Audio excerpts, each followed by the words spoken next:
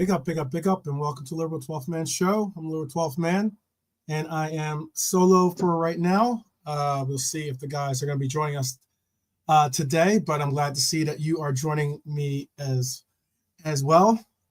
We are going to be doing ratings. We're going to be doing a little bit of review of the game that had us finally become the victor in our one of our thorns in our sides, which is Real Madrid. Great atmosphere at ANFIELD last night.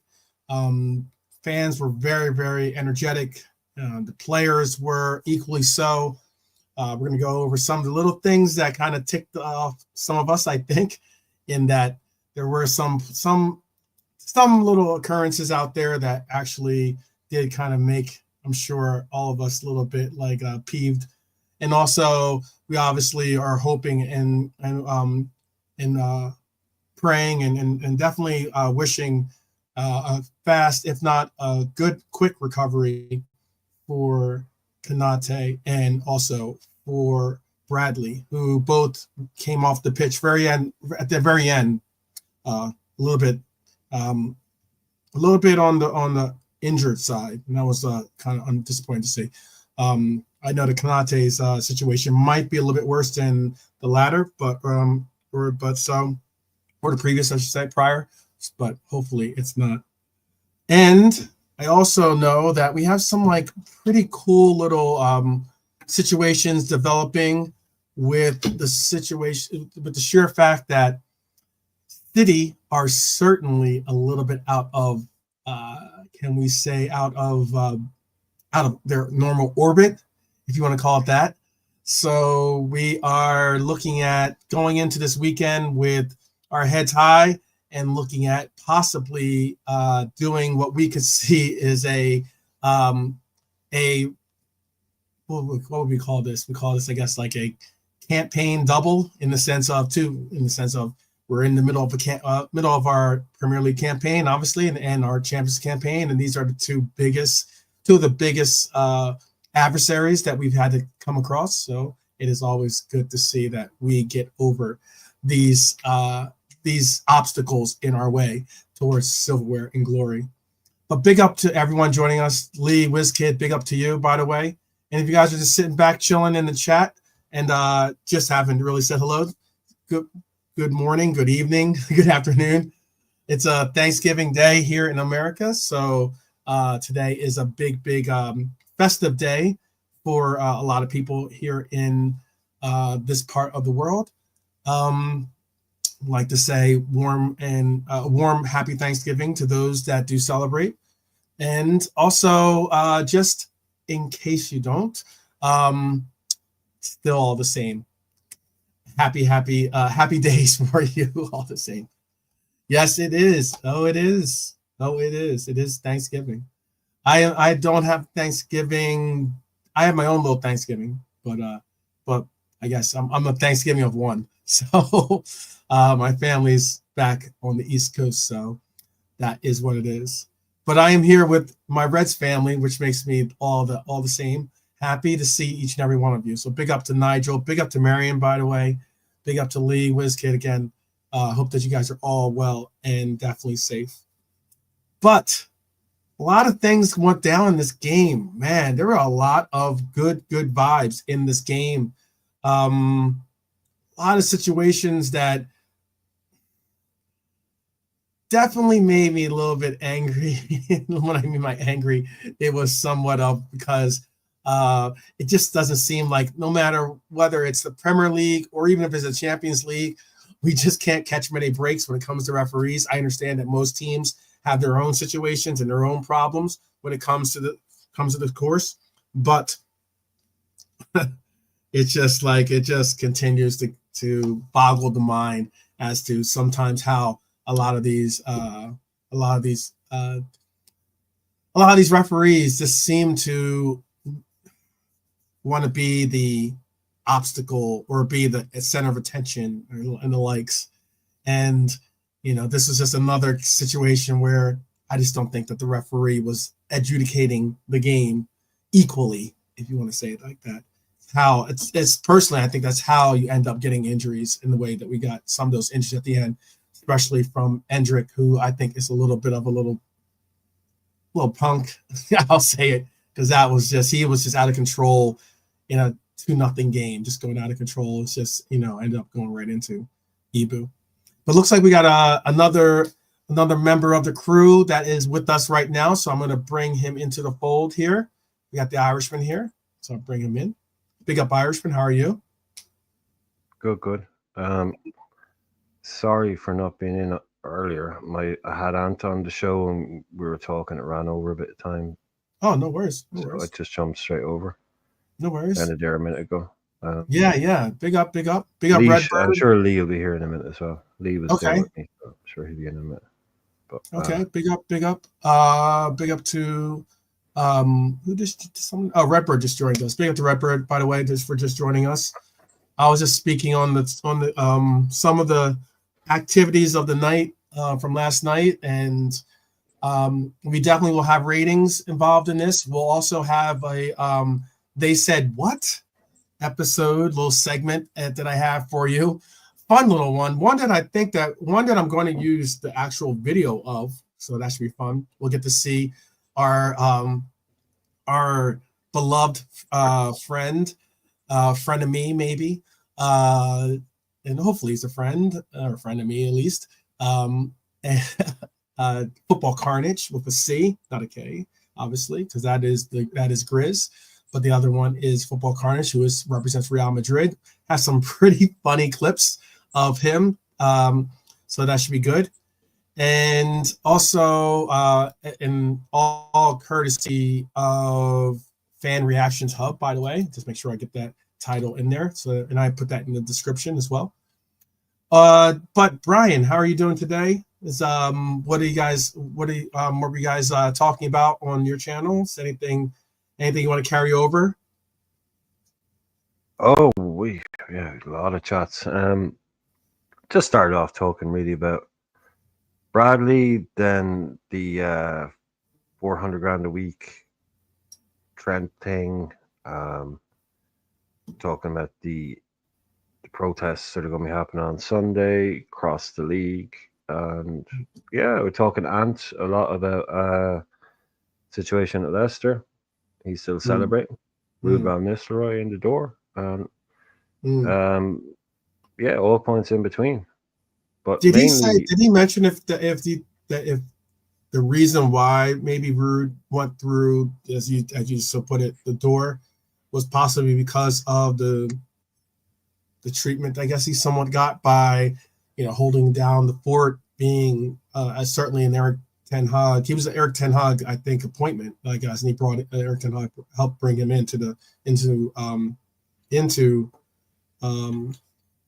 Red Devils camp. But yet, he did well, did decent, got him a win, and then next they found their other man and kept it moving. And I guess he was just like, okay, not much else. I guess that kind of shows you where my future is with this. So took the opportunity at hand. Did he mention anything about that, or did he comment on something along those lines? Not on his departure from United as such, no. Just he was saying they actually played them twice. When he was in charge temporarily, they actually played Leicester twice. And they won both games. But it just really that more about the Cooper thing, how involved the fans were with him, and how early they kind of decided he wasn't the right man for the job, which some of them was day one, some of them wasn't that long in, but he's very, very happy with the appointment, because I was saying it was much more to do with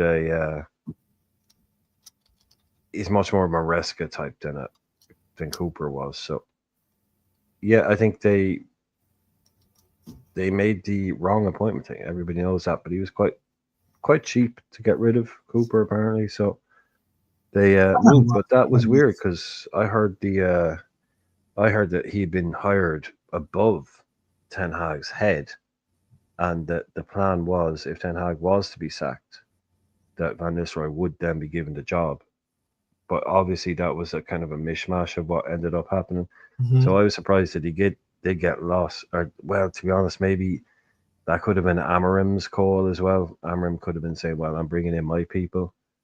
So it could have been, thanks very much for your service, Rude. But yeah, it is a little bit, I suppose that's the way football is. But yeah, I was led to believe from a couple of people that, if Ten Hag goes, they'll give it to Van Nistelrooy for the rest of the year, and then Right. they'll make an appointment in the summer. So I was Right. really surprised that he did end up going, but maybe they didn't expect to actually able to get Amarim, but they went out and just paid all the money for him. But yeah, no, they're Leicester fans are very, very happy with it. Let's see how he gets on. Never my favorite player, far from my favorite player. Never liked him at all. So, but yeah, I think they're just happy to get rid of Cooper at this stage. Yeah, which makes sense. I mean, they really weren't going to go anywhere with him. It didn't seem like it was that. I guess there was no backing there. Yeah, the backing wasn't necessarily there, and also not buy-in. Sorry, not backing. Buy-in is it from the fans? There was just no buy-in. Well, I don't think he had the backing of the fans either, too. Yeah, no, that's what no from the fans. Yeah, yeah, from the fans. They're just like, nah, not this guy. It's when, not if. When he goes, not if, kind of thing. Yeah, there's certainly a lot of things that just weren't going to work out, but hey, I mean, that's the rigors of the games, the rigors of being obviously a coach in today's world, I guess, Sick of those agenda merchants saying darn this. Oh goodness, are they? I see. Up, Lee, you there? Yeah, it took me the last 12 minutes to locate the bloody link, because there's loads of stuff in the WhatsApp thing. It was like up and down. I got onto yesterday's one. I was like, this show's over. Well, obviously, our Lee is our IT guru. So the Luddite. So he finally found the link and he is with us right now, which is great to see. Definitely great to see.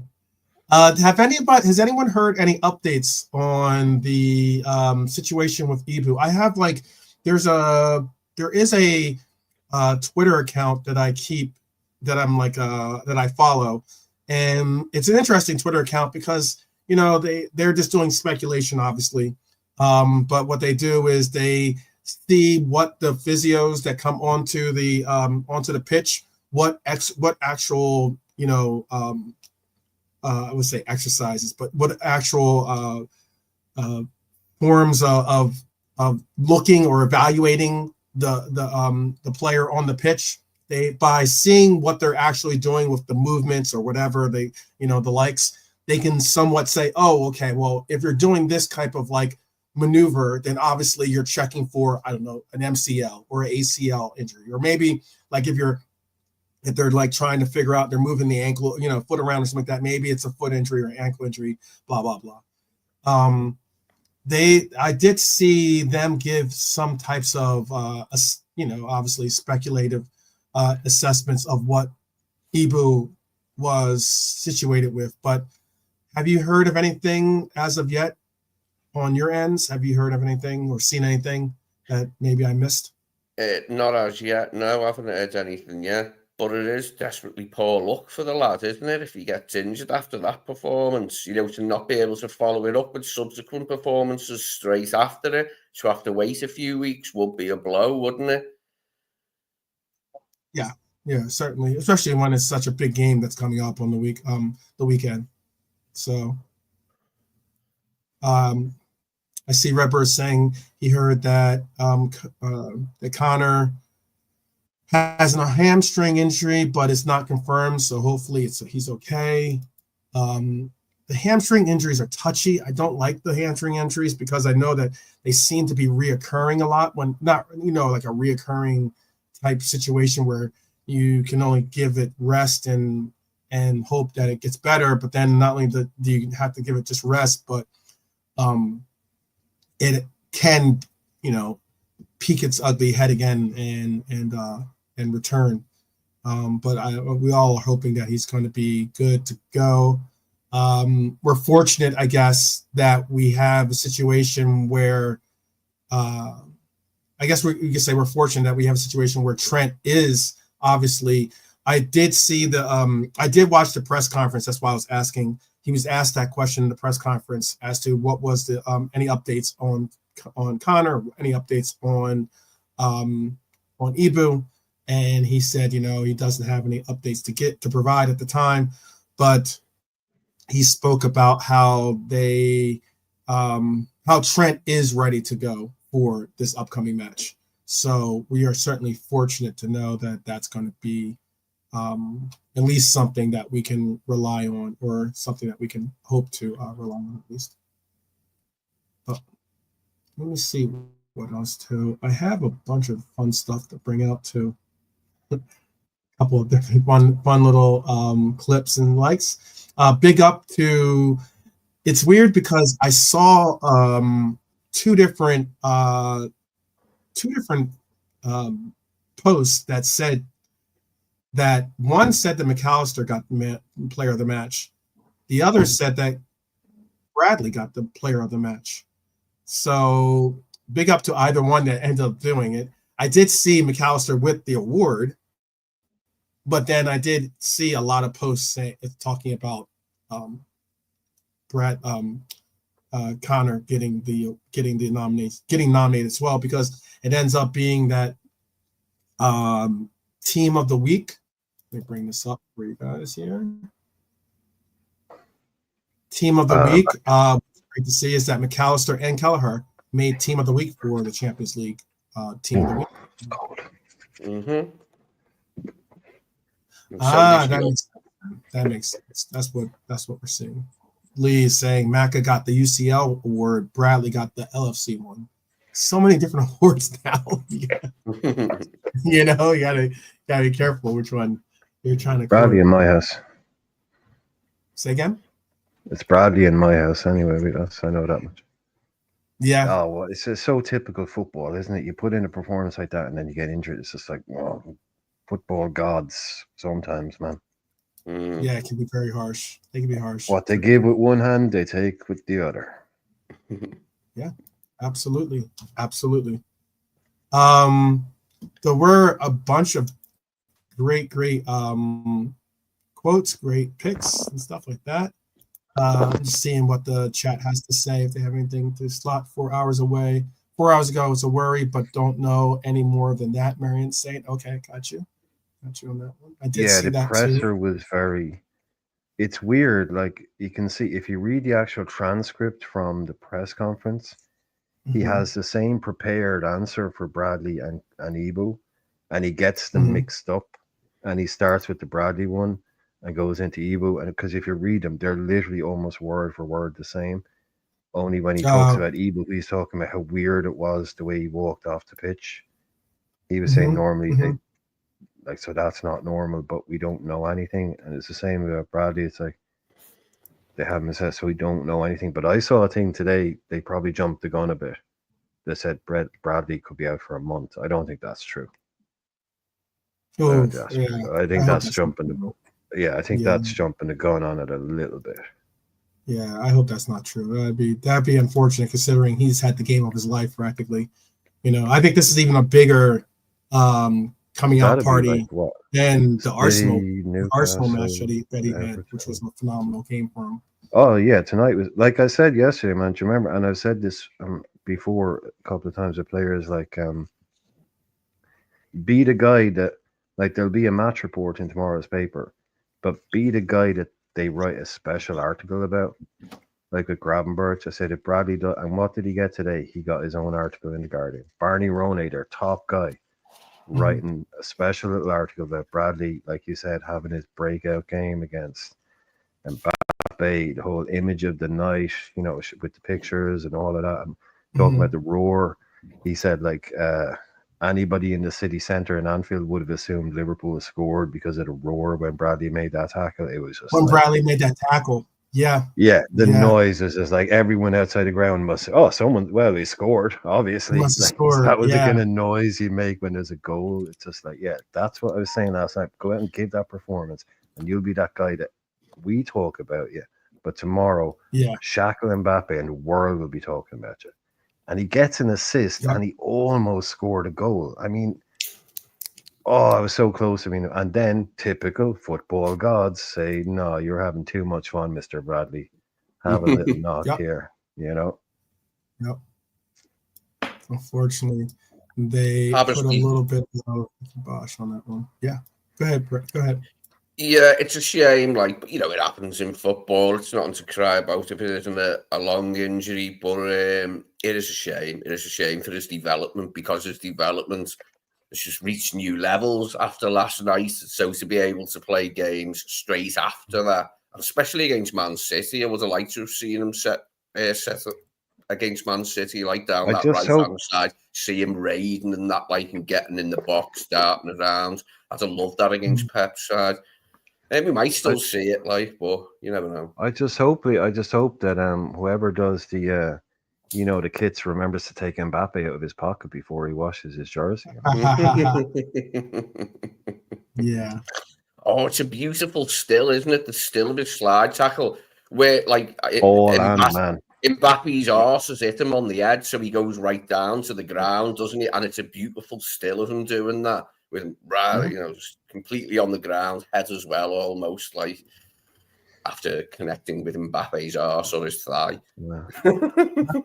Oh yeah, if you're going to put it up like in an archive, it would be titled "Ball and Man."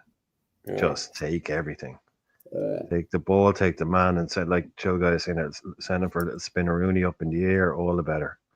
Welcome to Anfield. Welcome to Anfield, mate.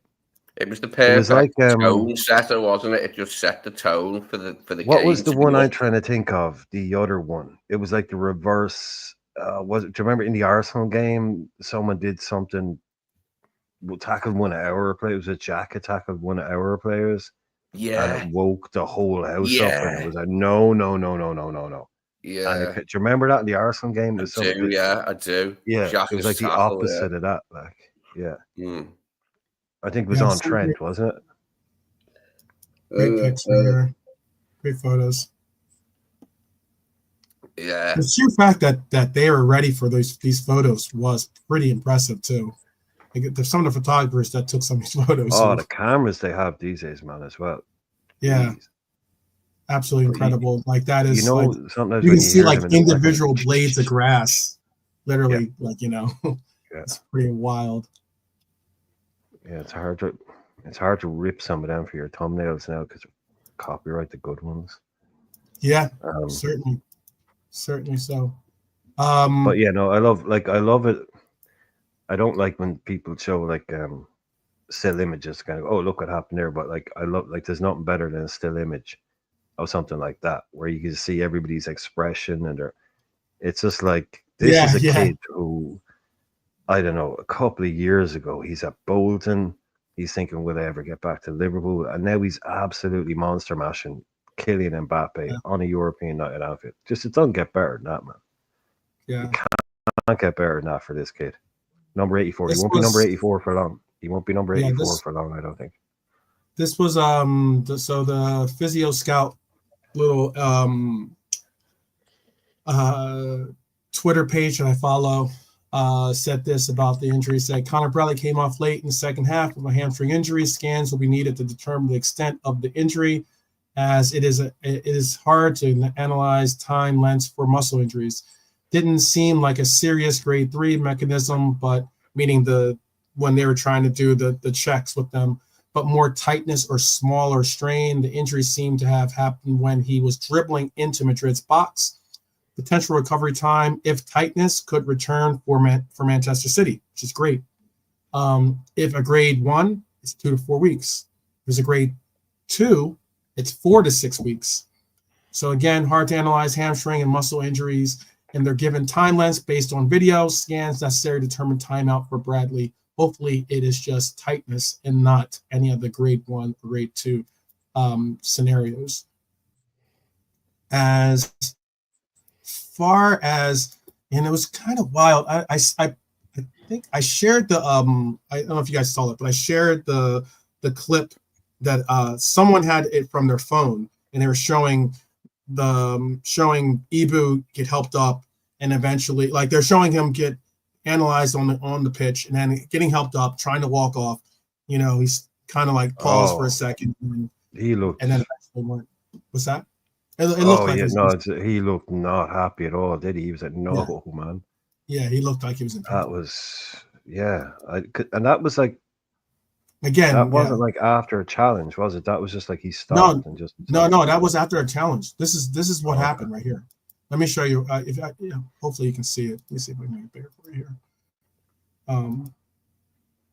If you can see that, that's Endrick right there, where the arrow is pointing. Endrick came in, ended the game recklessly, just flying in and took out Ibu. Bit petulant, like.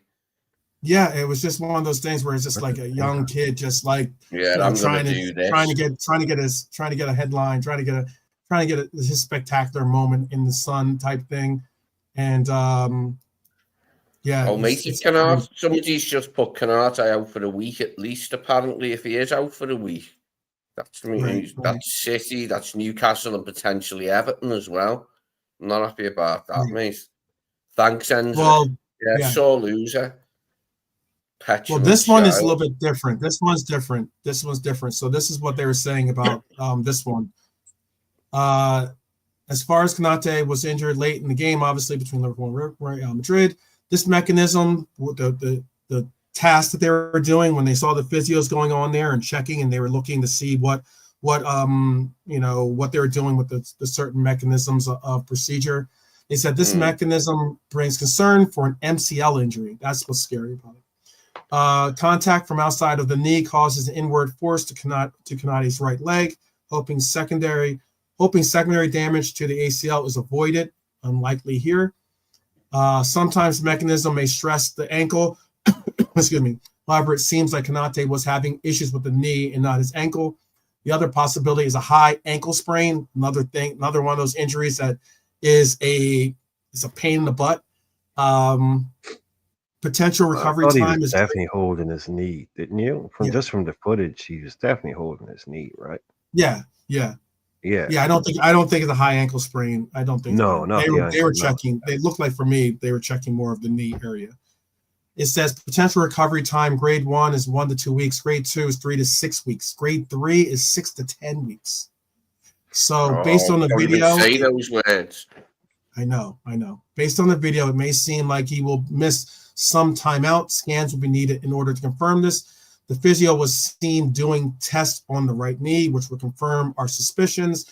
Extremely limited video, however, it seems to happen when Endrick fell into Canate on the last play of the game. Like I said, Endrick is a little bit of a punk ass bitch. But all right. I like Endrick. I quite liked him a bit before, and he was just Endrick. But if he's done this now, and Ibu spends any time out on the sidelines, he'll be a player I don't like anymore. Exactly. I had no problem. He's messing with our chi, isn't he? He's messing with our chi, our flow. Yeah. It's one of those things where it's like I feel like I'd still take him. I'd take him. I'm going blank on his name. That's a shame. He plays in Tron. He's a great actor too. Who's the main guy in Tron? Endrick's on the naughty stack for me. In what? Who's the main guy in what? He plays in the movie Tron. He played in both Trons. It's sad. I'm going blank. That's the original one or the new one? Well, both. He plays in both.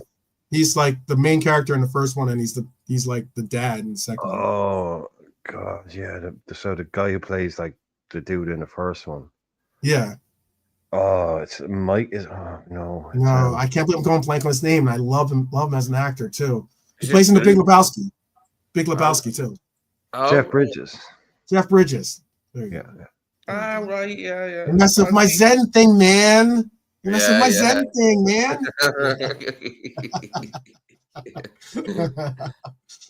Yeah. Oh man, Jeff Bridges. Thank you, Marion. Thank you. The dude.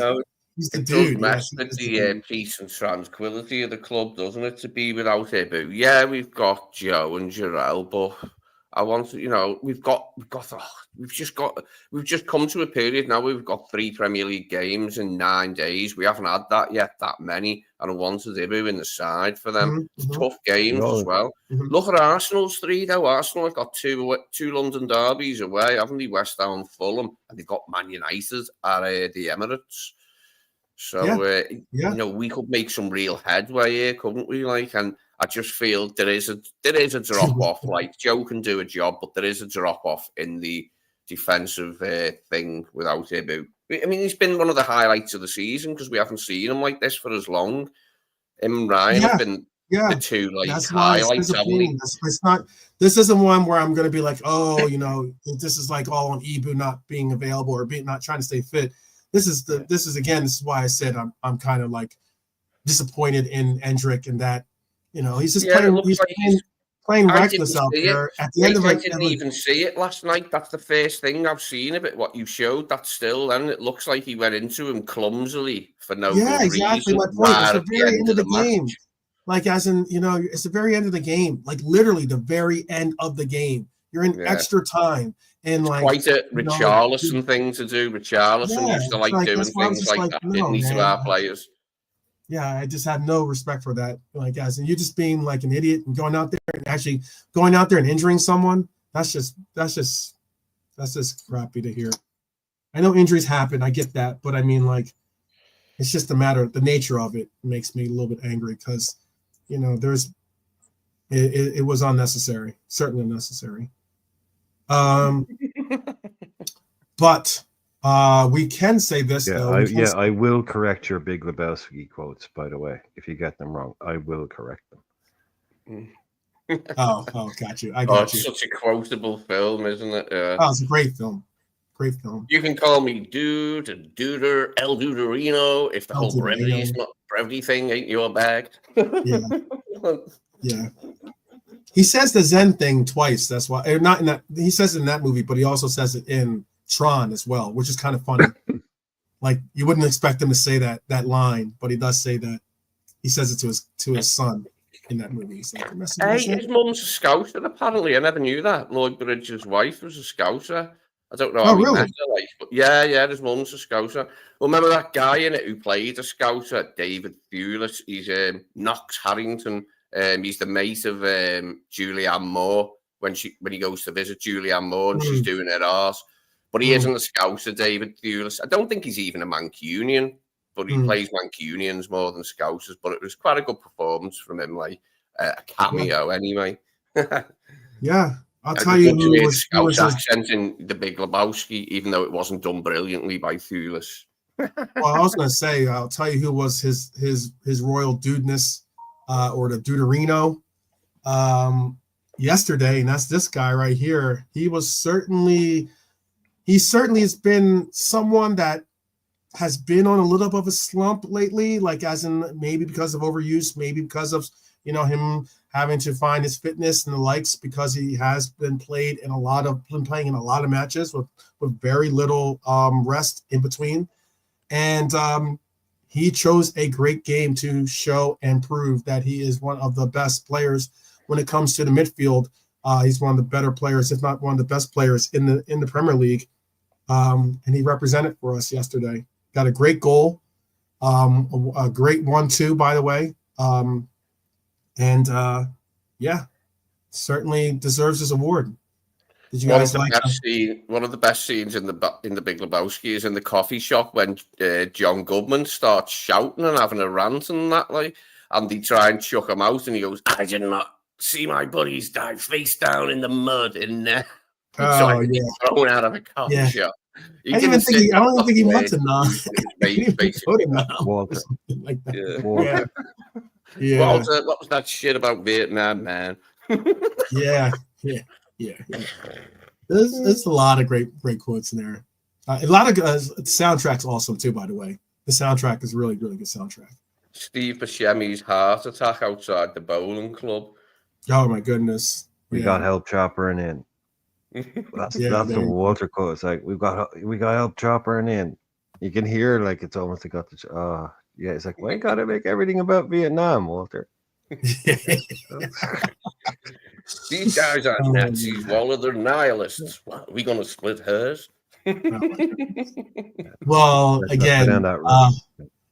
Yeah, uh, no, but the dude last night was Mac. Yeah, Naka was the I can dude see last why he night. got it. I can see why he got it. To me, it was like a give it to Bradley thing. But yeah, Mac was awesome. But like you said, bit of a lull lately. Bit of Yeah, a drop off.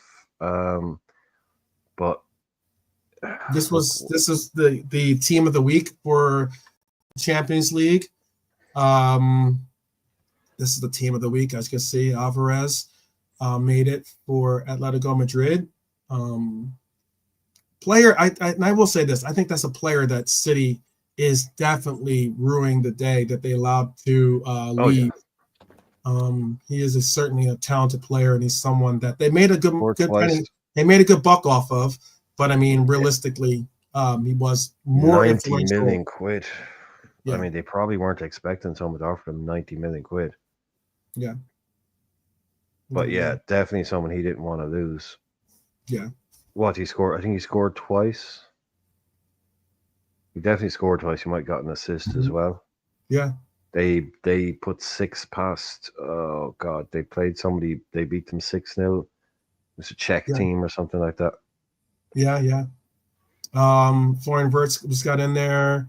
The Atalanta forward got in there as well. It was Charles de Ketelaere. It has to be. He got 2 goals and 3 assists, I think. Mm-hmm. He absolutely wrecked Shakhtar. I think it was. They beat Shakhtar by 6 as well, I think. Yeah, that's their next. I believe that's City's next opponent, I want to say. Or is that Real Madrid's next opponent? Real Madrid's next opponent, I think. I think that's Real Madrid's next opponent is Atalanta. And they're at Atalanta as well. They travel to Italy for that game in the Champions League. Tillman made it for PSV. PSV has been in some crazy good form lately. Shout out to Ricardo Pepi, by the way. Also plays for PSV. Well informed, the U.S. men's national team player. McAllister, obviously seeing that is our representative in the outfield for this team of the week. And then Timber made it, which is kind of interesting. Kim made it. He scored and had the lone goal actually against PSG. Yeah, scored. Victory. 1-0. And you'll notice a smiling face in that goalkeeper spot. And that is our Kelleher. Makes the team of the week for Champions League. But I can't say this enough, like as in it's going to be interesting how we navigate going into the summer. With the likes of having 4, and I do emphasize that 4 very talented, very extremely excellent goalkeepers that will be on our books, or technically 3 on our books, but because Yardos this is his last year on his contract. But it's going to be very, very interesting to see what we do. I think that Kelleher is certainly enhancing his appeal. I don't want to see him go to a rival or anyone that is going to be a contender for any of the silverware that we compete for. I don't want to see him go to a Chelsea. I don't necessarily want to see him go to he's not going to go to Manchester United, but an Arsenal or Chelsea or something like that. But I do want to see him get his opportunity to play football, regular football. He deserves it. He's certainly someone that has shown that he has the ability and the likes. I'm not going to go as far as some of those out there like Enns, and I don't know if Savage was saying it or not, but Enns and some of the others on his channel, like I believe it was possibly G that was saying it too. But he had a couple callers call in. Couple of the people out in the Twitterverse saying that Kelleher deserves to start. I know that actually Nolante. Nolante is a big advocate for that. Yep. Yeah, Nolante is a big advocate for That's right. Kelleher keeping the spot. Yeah. I'm not. I believe that you shouldn't lose your spot due to injury. I get that he's in form. I get that he's someone that is certainly playing well, but yeah, I just someone that I believe that like all things depended upon. Like if it'd be one thing if you were out of form and got injured, that's one thing. But it's another thing if you are playing well. It just so happens that you got injured. I just don't think that you should lose your starting role. But all the same, there's some even saying that we should move on and keep Kelleher. Move on. Well, even if Ali that's a wild one. starts the next game, if you're Kelleher, I'd be staying loose. I'd be staying warmed up, you know? Yeah, absolutely. Because he's coming back from another one. He's coming back from another one. And like Chris Angel always says, these hammies are the worst thing to try and come back from. Because it'll be, so if you're Kelleher, it's like, hey, Ali's back this week, but let's talk when he hasn't missed a game in 2 months. So I think Kelleher will have one eye on, well, let's see how fit you are, But yeah, look, I'm with you, man. When Ali comes back, if he's 100%, passes all the, the fitness tests, then he's in the team. Right now, still, not by much. Not by as much as it would have been a year and a half ago. No chance. Right now, it's sort of like, it's still your role, but I mean, if you weren't fit, I think we're all good, right? We're all good with Kelleher starting any game right now. So it's close as it's ever been, but it's still Ali's shirt. Definitely. Yeah, I've been thinking the last couple of days, maybe Ali leaves in the summer. Do you think we even fancy a battle with Mamardashvili for the shirt rather than a battle with Alisson? Do you think Kelleher would back himself to win that battle and stay? So we have them as our two keepers and Ali leaves in the summer, maybe? It's not a scenario we've really countenanced, really, is it? We've all been down to Kelleher will leave, Mama will come in. We'll play a fight with Ali in a year's time. Ali will probably leave, or 2 years' time, then Mama will take over. But I don't think we've ever really considered the idea of Ali leaving and Kelleher staying and fighting it out. No, but hey, look. Right now, I think Ali just needs to get back in the team and get fit again. Yeah, I can't wait to see Ali, but at the same time as saying that, I am thinking now about maybe with his hammy record of late and that, and we could just have Mamardashvili and Kelleher and he leave in the summer. But alternatively, it'd be great to see him like for longer if he does decide to stay. I don't know, I'm undecided, and it's good. It's good that we've got things to think about in that regard. Oh yeah, which brilliant goalkeeper should we keep is a really nice. I mean, not a bad headache, is it? We all remember the Baron years in Sticks, the Mignolet, the Kariuses. We all remember the bad days. Yeah, we remember those days. So the idea of having two world-class keepers, that's a nice place to be. And potentially Mamra coming in, we don't know how he'll work out, but very highly rated as well. Isn't he very tall, Mama? He's like 6'7". Oh, he's huge. Yeah, he's huge. Yeah, absolutely huge. Okay. Let's see. Let's see some of you guys saying some interesting quotes in there in the chat. Yeah, there's it's not an issue. I think that's an issue that a lot of teams would love to have right now, and that is, having to choose between the world's best goalkeeper and the world's possible second best goalkeeper.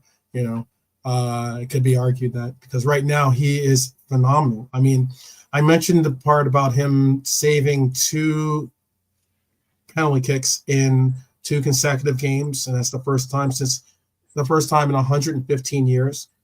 But what's even more wild too is that that's not the only 2. He actually saved another penalty kick before that. So he's actually saved 3 penalty kicks. 2 in a row, yeah. Oh, 3 in a row, is it? Technically 3 in a row. Yeah, that's pretty wild. Pretty wild. But that's our goalkeeper. He's 6'5". He's 6'5". Yeah, but he's also a big guy as well. Like Matt, he is 6'5", but he's not like wiry or anything. He's a big lad, big presence. Yeah. So there was let me see if I can show you this too. I'll give you a little. This is this one special for Marion as well. But you say a lot of people were saying what they want to say about Darwin yesterday. In that first half, he was certainly doing his best to put some pressure on Real Madrid. As you can see, I mean, like this was the one that led to, I believe this is the one that led to where he ends up passing it to Mohamed Salah, and then Salah passes it back to him, and then he gets a shot at the goalkeeper, Courtois. Gets just a hand on and pushes a little bit wide of going in the goal, and then the Real Madrid player nearly gets an own goal, trying to keep it out as well. But yeah, he was causing some fits for Real Madrid. Here you can see 3 players all trying to track back or trying to chase. It was one of his best performances for a while. It was one of his best performances for a while, even though he got took off. I mean, it's no surprise it was against Real Madrid. Like, he'd have been well up for it, and he did look. He looked upset when he come off. Like, you know, he took it well, like he always does. I thought he had a good game. Yeah, he did okay. No, that doesn't sound right, does it? I thought he had a good game. He did okay. I thought he was okay. He did good. That's better. Yeah, I thought I mean, like, look, you know, we always want our number 9 to score, but I thought that he did well.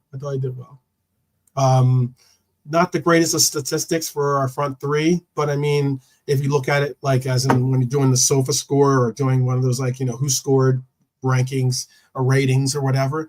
But I thought that they did pretty well. I think it was more of yesterday was more of a testament of not only our midfield, which was phenomenal, but our back line as well. I think the back line played great. I know that people are going to have a lot of measured comments towards Robbo giving up a second penalty in 2 consecutive games. That might be something of a statistic out there too.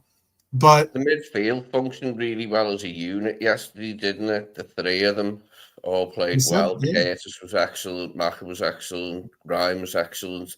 They complemented each other well last night and got about Madrid, like, didn't they? Yeah. I thought that was the key part. Is that we all said that it was going to come down to trying to outplay their midfield. I thought that the fact that their midfield is still a good midfield, but it was a unique midfield the way that they had to set up, because the way that, even if you look at it the way that they pictured it now, they have it as a 4-2-2-2. So it's kind of interesting when you look at the actual pictures of what they do or what they've come to assess was the formation. You know this, okay, the top 8 go through and then the rest have playoffs and that. Is it like seeded, or could Real Madrid conceivably get a really nasty draw? If they're not careful, they possibly won't make the top 24. They have to go to Atalanta and get a victory and get a result. They have to now. Oh, is that where they're going next? Atalanta. Oh, wonderful. Yeah. Atalanta have got a performance in them sometimes. Yeah, they absolutely do. They're up against it, aren't they? They're up against it now. Yeah. Right now, currently, obviously, we stand at the top of the table with 15 points. Inter at 13 points. Barcelona and Dortmund both with 12. Atalanta, again, the team that they have to go and face, Real Madrid has to go and face, sits currently in 5th place. They sit currently in 5th place with 11 points. So, yeah, obviously you want to hold court when it comes to you know, hosting your games at home. And obviously this is a pot A selection for Atalanta, being their home matchup, so they definitely want to win this game, and that's why it's going to be an interesting run for them. Because currently, right now, Real Madrid is on the doorstep of being relegated, or not relegated, but being unable to, or being cast away from making they're only in it by a point. They're the last team between the the second tier and the third tier. There's only a point between them and the relegation zone, basically. Well, that's 2 points. 2 points, but yes, yeah. Well, yeah, with the other, and then they've got like you said, they've got Atalanta next. Mm-hmm. So yeah, it could be very squeaky bum time very quickly for them. I said it's Real Madrid. They'll probably scrape in. They'll scrape in most likely, but if, for instance, if PSG wins their next game and Real Madrid lose, PSG go from being knocked out to then being in the fold again. Football does throw up some massive surprises sometimes, it could happen. And that's the only team that sits on 6 points currently. Especially with it being the first year of the new format, it would be interesting and also amusing if they did not manage to qualify for the knockout. If they don't manage to qualify, that'd be awesome, by the way. I love it. But I know that but if they don't get knocked, or if they get knocked, like that's the thing, like say they finish really low in that, right? Mm-hmm. Then we would they'll be a lower seeded team. Yeah. So you like Real Madrid and PSG could end up being one of the lower seeds. Yep. And you end up getting them because if they still scrape in, you probably want them finishing higher. You don't want that. You want them finishing more towards the middle of the pack at least. Yeah, exactly. So we won't get them. But even so, if you look at some of the bottom of the pack teams, they're still good right now. I mean, you're looking at Dynamo and Club Brugge, that's one thing, and Feyenoord, okay, and Celtic. Currently, those are the teams above Real Madrid, albeit those teams are, they are what they are. But Juventus, PSV, who's in pretty good form right now, currently. Manchester City, AC Milan, and Atletico Madrid are the next 5 above those 4. So I mean, country protection. PSV last night from the position they were in. There is no country protection. There's no country protection. Okay, nope. Right. No, or at least in the knockout stages, there isn't. Yeah, it does not matter. Okay. So yeah, if you're 24th, you will be facing. If you're 24th and you make it through, well, obviously, the 24th place team will face off. So for right now, for instance, if hypothetically, if it was to end today, Villa will be playing against Real Madrid in the playoffs. That's pretty wild. Sporting would be playing against Dynamo. Club Brugge would be playing against Brest. Lille would be playing against Feyenoord. So it'd be pretty interesting if that was the case. AC Milan, I think it would be AC Milan versus Manchester City would be probably the matchup, and AC Milan would have the. I think there's 2 games in the playoff in the knockout in the playoffs, right? Yeah, in the playoffs, it's a home and away job. Yeah. Yeah. So they would have, but still, I think the higher seed gets the second leg. So currently, Manchester City would be playing in the first leg at home if today was today. If today was but that's not the case. An extra 2 games for all those people, that's what you want. Well, it brings that fresh excitement to it, this new format, but I don't think it'll last long. We'll be used to it soon, but because it's the first season, aren't the 7th and 8th fixtures sometime in the future? We play Girona and then the others are about February, or something. I'll say this to Dustin, and I saw Red Armchair Supporter giving the answer as well.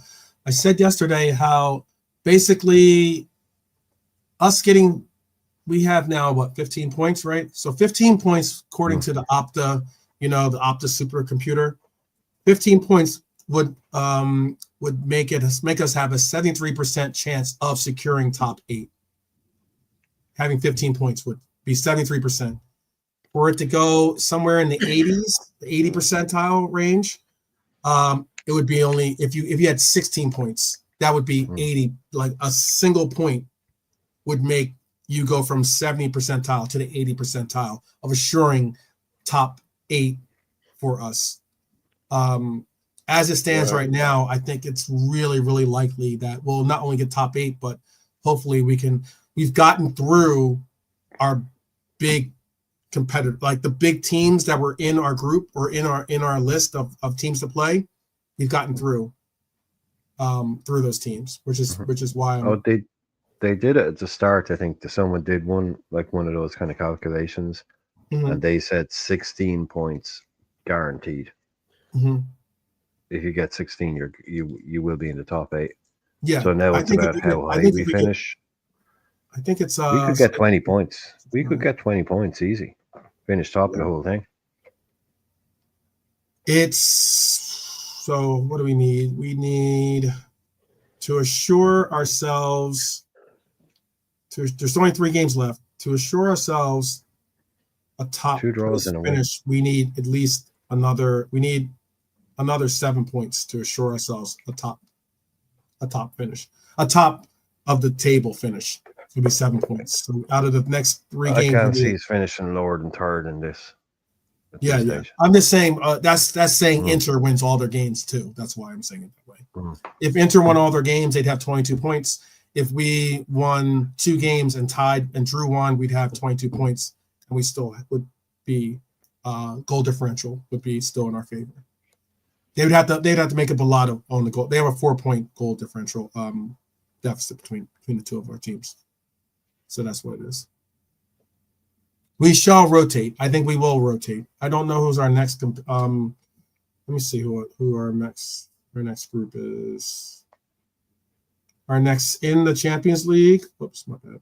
No, Dustin, we haven't. No, he's saying I still don't understand if he's. No, we haven't. Not yet. Our next Champions League game is that we travel to Spain for Girona, and then we have Lille at home. It's our second to last, and then we go to Holland to face off against PSV. What's the date? Games. What date is it for the PSV game, the final one? PSV is on the 29th of January. 29th of January. Okay. Yep. A little bit after the birthday. Yep. It will be so PSV will be our last matchup in Champions League group stage, if you want to call it. Yeah, they had a good come from behind win last night, didn't they? 3-2. They looked well out of it at 2-0. And it was really late on as well when they sealed the deal. Like. Yeah. Definitely. They're playing well. They're definitely playing well. What was it? Oh, so yeah.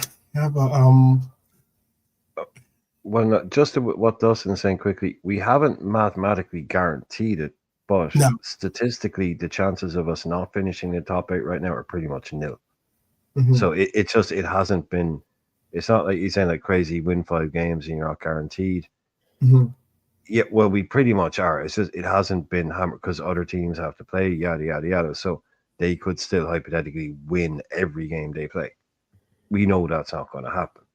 But statistically now, for us to not finish in the top 8, we would have to lose every game, and a load of other teams would have to win all their games. So it's not mathematically done, but it's as good as done. You can put your house on it, basically. It's just what area in the top 8 we finish. Yep, that's it. That's what it is. Top 8 we have to finish. So it's just, do we finish 1st, 3rd, 4th, 2nd? That's really all we're like to find out. But we'll be in one of those spots, without a doubt. Again, without like an insane turn of events.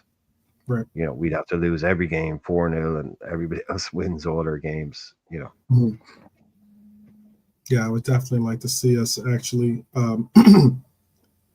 definitely concede a first place finish in this group so that we can have hopefully one of the easier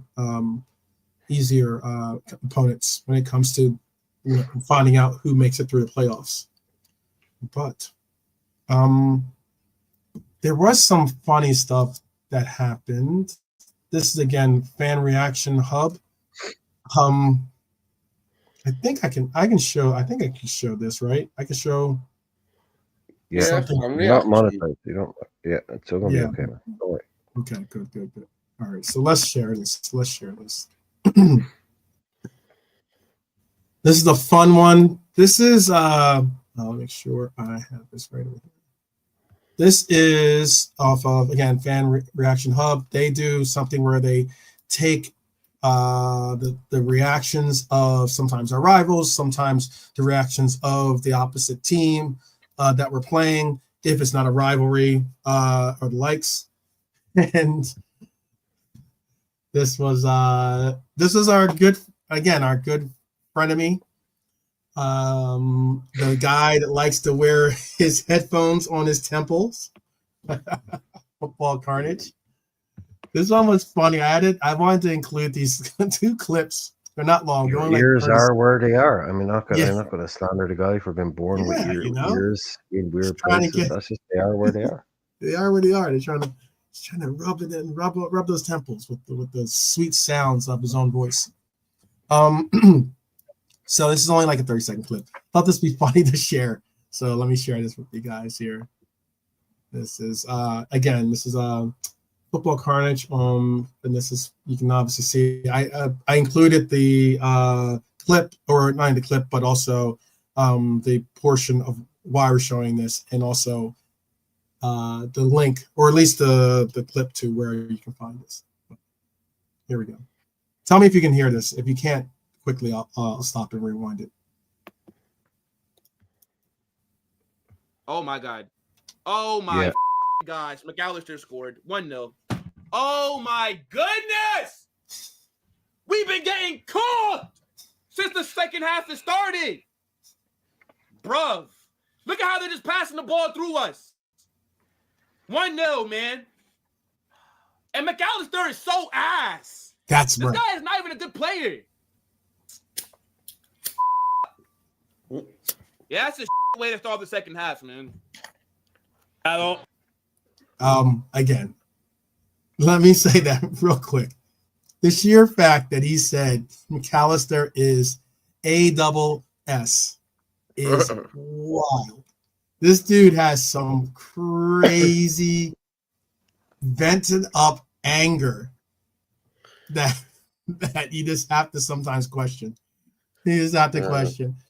But this last little clip is just, I would like to just say, there are those amongst our fan base that quick to be reactionary, quick to throw some of our own players under the bus. There are those of us in the chat, those of us on the panel that aren't the likes, that hold out, try to give hope, believe in our players, sometimes give them support by just giving them encouragement and the likes. And it's one of those cases where this could be just a mirror of those people that I just spoke of, that are sometimes a cancer amongst our fan base. But this is kind of reaction, and this is how it sounds, at least. So I want to show you this one quick reaction. This is after the Mbappe penalty. By the way, this is after the Mbappe penalty.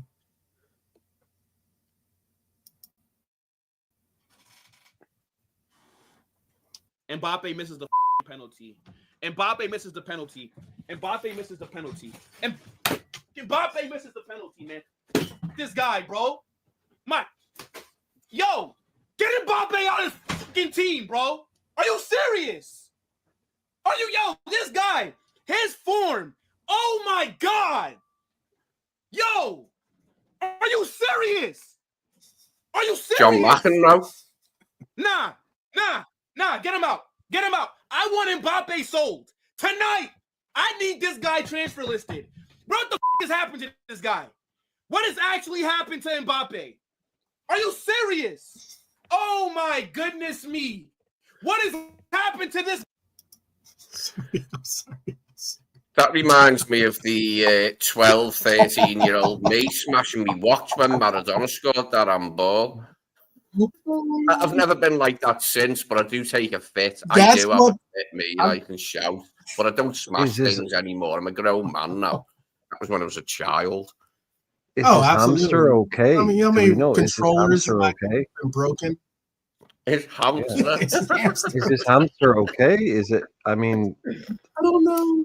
that's all I want to don't know know. right now. Has PETA gotten It might have involved been here? I think I might have been a Pokemon or something. But He was looking for something, but he was like, "No, I'm not going to throw that. That's too expensive." He grabbed something else. yeah, He wanted to He throw was in his a bit of phone. a He's like, tez "No." there, wasn't he?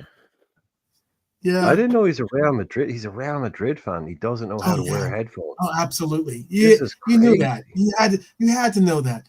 The fans, a lot of the young. No, I young, thought he was one of younger those fans two of club today, guys. They are. Yeah, I They recognise tend him to from be another either one. Real He showed Madrid us him fans or before City supporting fans. the British club, and now Yeah, he's I a thought he Madrid was one of fan those with a two shirt club and guys. that's saying us, we. Come on. Like, and they wonder why, like, even Real Madrid fans who are like basically the biggest snobs on the planet would be like, that guy's too much. Yeah, we That's don't just want too it. much. That's like, You I'm can have sorry, him but back. yeah, you're a little bit too entitled. And if a Real Madrid fan thinks you're entitled, you fucked up. You know, that's wow. That is some. But I mean, he doesn't know where to put his headphones. Like, he went to rip them off his head earlier on, and he's like, "No, I can't do that because that's my brand. What am I going to do if I take my headphones off? I look like a normal person, and the whole headphones in the wrong place thing. That's my brand." And now I got to throw a Pokemon on the ground. I mean, yeah, I can't say I haven't done that, but it was when I was a kid. So, like, it was beautiful to see, really. Like, yeah, there's but good you and knew bad where in the to put video, isn't headphones. there? The passion's You knew great. where to put your Passion's headphones, great. really, didn't you? Yeah, If but someone what handed comes you out, a pair of headphones, you'd know where to put them. yeah, You'd it know was that they come strange over that the he ear. chose that word to call McAllister because he was talking out of his rectum himself, wasn't he? Exactly. The fact that he was saying that McAllister is, again, ASS, I'm not going to repeat it, like, is beyond wild. This is the same guy that said Jesse Owens isn't a incredible, or isn't what was the words he used? I think he isn't a great. Overrated, probably. He probably just called him overrated. It's like one of those things where I'm just like, it makes me sound so old. It makes me feel so old. I see something like that, I'm just like, youngin, calm down. Yeah. Oh my He's goodness. the kind of guy's like Martin Luther King. I mean, one good speech, and we're still talking about this guy. Could he make a speech he couldn't make a speech in today's speech making world. He wouldn't last 5 minutes in today's speech. He wouldn't last 5 minutes. Yeah. There was all those people there because there's nothing else to go to back in the 60s. That's why they all showed up. One good speech. Man, yeah. But that's what I can't underline enough. That's what you sound like when we have reactionary bias hit the scales with sometimes something. There's no way I would be like, I get it. Kylian Mbappe if he was playing for our team, he might have had a bad game. It would have been whatever. He wouldn't be like, I want him transferred today. I was like, whoa, easy. No, he said, I need him transferred. And that's I hate that sentence. That's the entitlement. I need him transferred. You don't need fucking shit, bro. What you need to do is learn how to wear headphones and shut the fuck up. Basically. And stop talking out of your ass. Oh man. That's why it was odd the way he was wearing his headphones. Like, it was clear he was wearing them as some sort of affectation, but he had them on all weird, didn't he? Yeah. Well, that's clearly his thing. It's like, no, I'm too cool to wear them the right way. Oh, I hear you. Here's your moment of zen. Here's your moment of zen there. Enjoy. That's your moment of zen. Right there. The dynamic duo. They were last night. They were the dynamic duo with Curtis coming in like as well as you know. Yeah. Cody made their defense look like something from a Sunday league team. Nobody How he doing could go nothing, unmarked is walking, beyond embarrassing. I thought That's it was beyond. lovely the way we opened That's them up like from that that's corner. like not Dead even easy, Sunday wasn't it? league. Yeah. It was lovely the way we opened them up from that corner. I don't know if they'd been looking at that, like, but yeah, the way we just that was No, great. it was the first time. It was on the first time. Well, first time in a long time we've done a short corner, and we even earlier tried to do that little, which I liked. It was like our first corner that we took, where we tried to do that set piece where like we set a screen, and then I forget who came across. It might have even been Macca that came across, but we sent someone through to kind of like receive the ball towards the top of the box. Remember that off our first corner? Yeah. It was like a direct, almost like a low cross to him. You remember that? Yeah. Anyways. Yeah, we had a bit of joy, didn't we? Like against them last night in a few different situations, varied situations. It wasn't just one type of situation that we got a bit of joy. We were able to get at them, weren't we? And it was great to see. McAllister's goal was beautiful. It was lovely. The move, wasn't it? Like the way it came from out wide, and just it was just beautiful. Lovely finish. Lovely sly little finish, if you want to use the word like that. Sly little finish. And Courtois was done, wasn't he? He had no chance. He was grasping at thin air this time, wasn't he, the guy? Yeah. Well, I will admit this. It was good to see that despite everything happening, Real Madrid did get to go out and enjoy the rest of the night. Apparently, this is alleged. I can't confirm this or not, but apparently they have like photos or video or photos of them out on the town, tearing it up, getting down in apparently a nightclub somewhere. So good for them. They seem to shake it off easy and go out there and enjoy themselves. Looks like they got in a little bit. Good for them.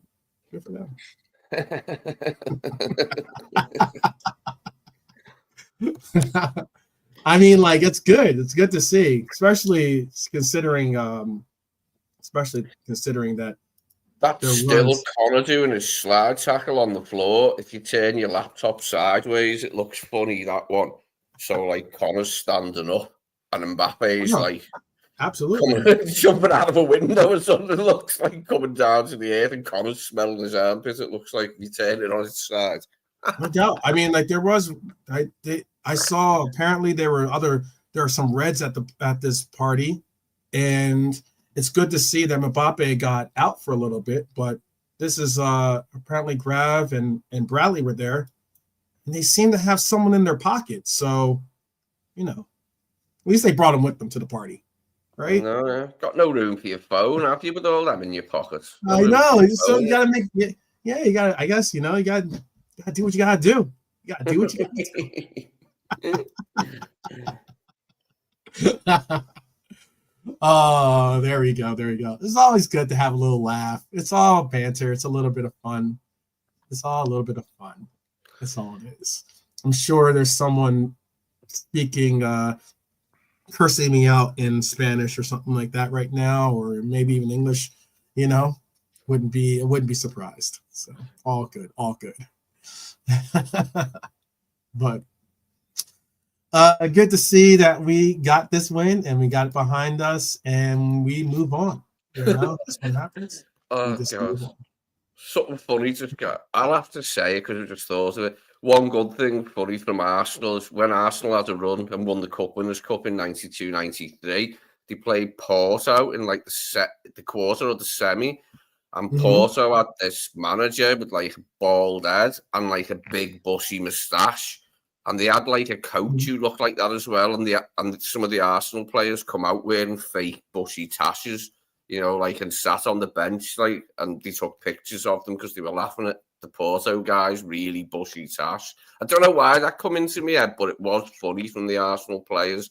I think it was like Adams and people like that. In fact, I've seen Adams wearing one. Yeah, it was funny. He looked a bit like, remember Alaves' manager for the European final, Mane, remember him? Well, he looked like me landlord, and it's closed down now. One of my local pubs, like, but he's an Evertonian. This guy, he don't half look like Mane, the Allardyce manager.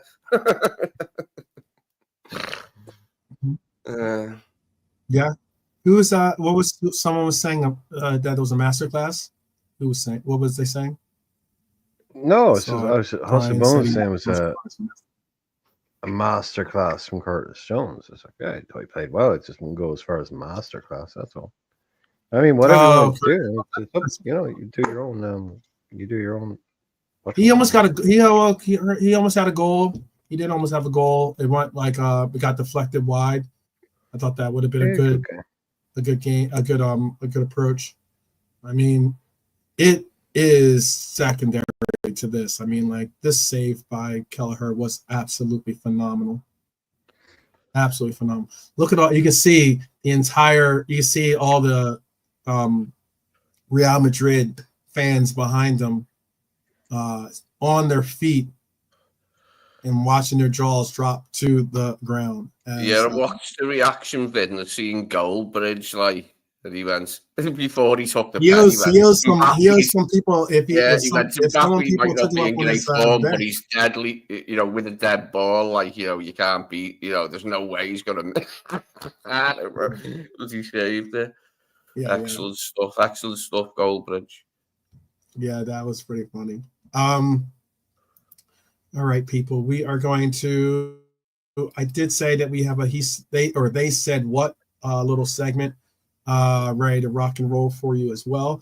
But I also wanted to get through these ratings with you. So I figured, let's knock this out. Let's try to do this as quick as possible. I'm not going to go really in depth with like a lot of the just give me a number as to what you guys feel when I bring up the player, and then we'll try to knock out all of the players. We only have 3 players that got into the subs, by the way. Those 3 players, 2 of them got in at the late stages of the 80th, like going on to the 90th minute.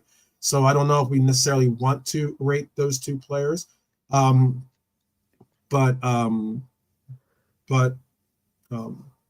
that those 2 players being Gomez and Dom, both of those players only got in at the 83rd and 87th minute. It's not a lot of time to play. So I'm not going to necessarily bring them. I had them in the list, but we won't rate them. The only player that will obviously get an opportunity to rate would probably be Cody, who got in at the 68th minute for Darwin. But let's get into this. Big up KJ, by the way. Big up KJ. Hi, mate. Let's get into this. 1 second. Make sure I'm ready to rock and roll. Who's Labana says he's just trying to give you some more ammo for the next time you fight Uncle Albert.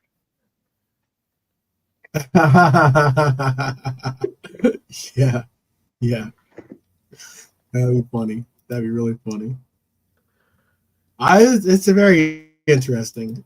People with their recency biases, it's crazy because there's so many of them that seem to forget a lot of the real visceral venom that they spit, earlier, and then they act like there shouldn't be any ramifications for it.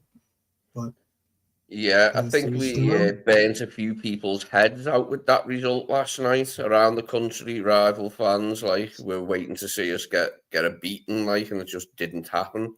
Oh yeah. I think a lot of. I think you know what? A lot of I'll say this before we get into the.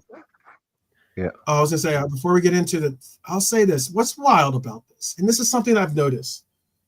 There are a lot of fan channels out there, especially now with Liverpool.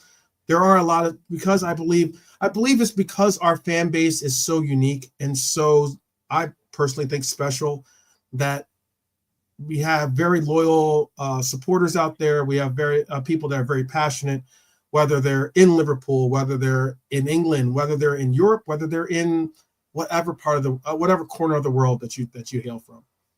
And there's so many fan channels out there. But what is very, very interesting is that there are other fan channels for other teams. Now, why I think it's very interesting is that a lot of the fan channels I follow most of the fan channels, despite being Red Devil fan channels, despite being Gooner fan channels, despite being maybe even a Chelsea fan channel, you know, they all do pieces on Liverpool. Like they all do content on Liverpool. You don't really see a lot of the vice versa.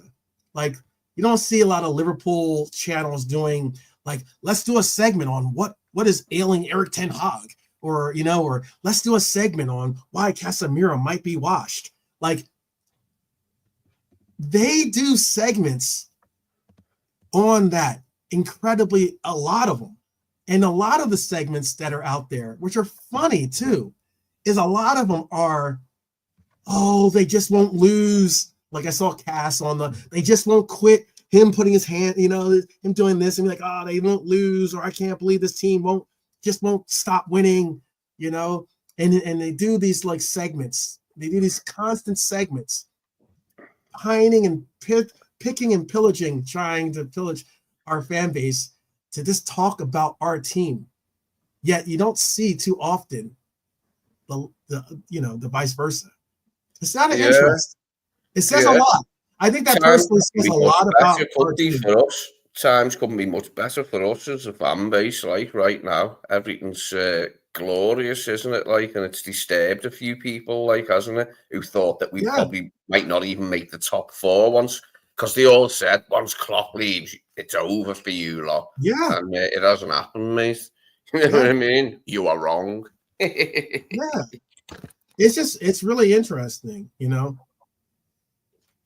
And I will say that he has come out and been giving his flowers, as KJ says, you know, and the likes. It's just interesting though that a lot of times, like as in there's only so much content out there that you can pick and choose from and the likes.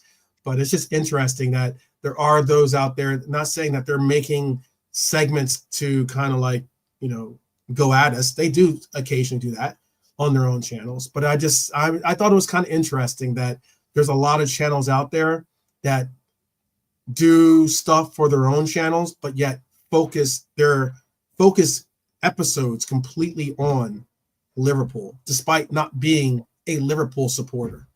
It's kind of interesting. I just thought it was interesting. It's a compliment. Yeah. Oh no, and that's what I'm saying. Do you think people are out there making videos about Hull or Ipswich or Sunderland? Or we're news. We will always be news. If you are a small time, I mean, a lot of these boys that act the fucking big and like that act like they're this and that. Mm-hmm. I mean, they're supporting Manchester United and Liverpool. The club does the hard work for these guys to act like they've won shit. Mm-hmm. You know, it's by look that their dad wasn't a Nottingham Forest fan or something, and he made them support Forest. It's like they're lucky that they're supporting this club, and then they come out and criticize it all the time, and they try and make money. They monetize Liverpool's history and fan base. Right. So that's what they do, and then they slag the club off. I mean, well, go and do a channel about Stockport then. Go and do a channel about fucking Al Hilal, who are your actual local team, you know. But you get these guys out there now who, if they're a smaller channel, and I get it if it's a smaller channel, not the bigger ones, but if you want to get somebody to watch your show, maybe like you think you have a good channel, you have a good product or something, and people might enjoy your like stuff about other things, then doing a Liverpool video is a good way to get some people to go and watch your channel. Like we're news. We can't ever get away from that. You put Liverpool in your thumbnail or in your title, every Liverpool fan is going to go, "What's this guy saying? What's he talking about?" Yep. So that's how you do it. Yeah. You know, it's a massive compliment. You're like, I don't know who was this. It's better to be talked about than not talked about. You know, it's like that's what we are right now. We are news. Yeah. That's the main point of what I was saying. Like, as in sometimes, at some points, when I see the kind of attention that Liverpool draws, you know, I just say that it is a major compliment, and it's something that, you know, I think sometimes some corners of our fan base take for granted. in that there's a reason why they're talking about us. There's a reason why, this guy that might be I a don't know Chelsea why fan, United or fans this guy- do it though. What's that? By the way, just quickly on that, I don't know why United fans do it. They shouldn't be doing it. Like I would never do a show about Man United, no matter what they were doing. Mm-hmm. Like I get lots of other people, but I don't get Man United players, Man United channels. Yeah, they have a big enough fan base overall. that they should be able to kind of make, they shouldn't ever be doing stuff on about their it. own.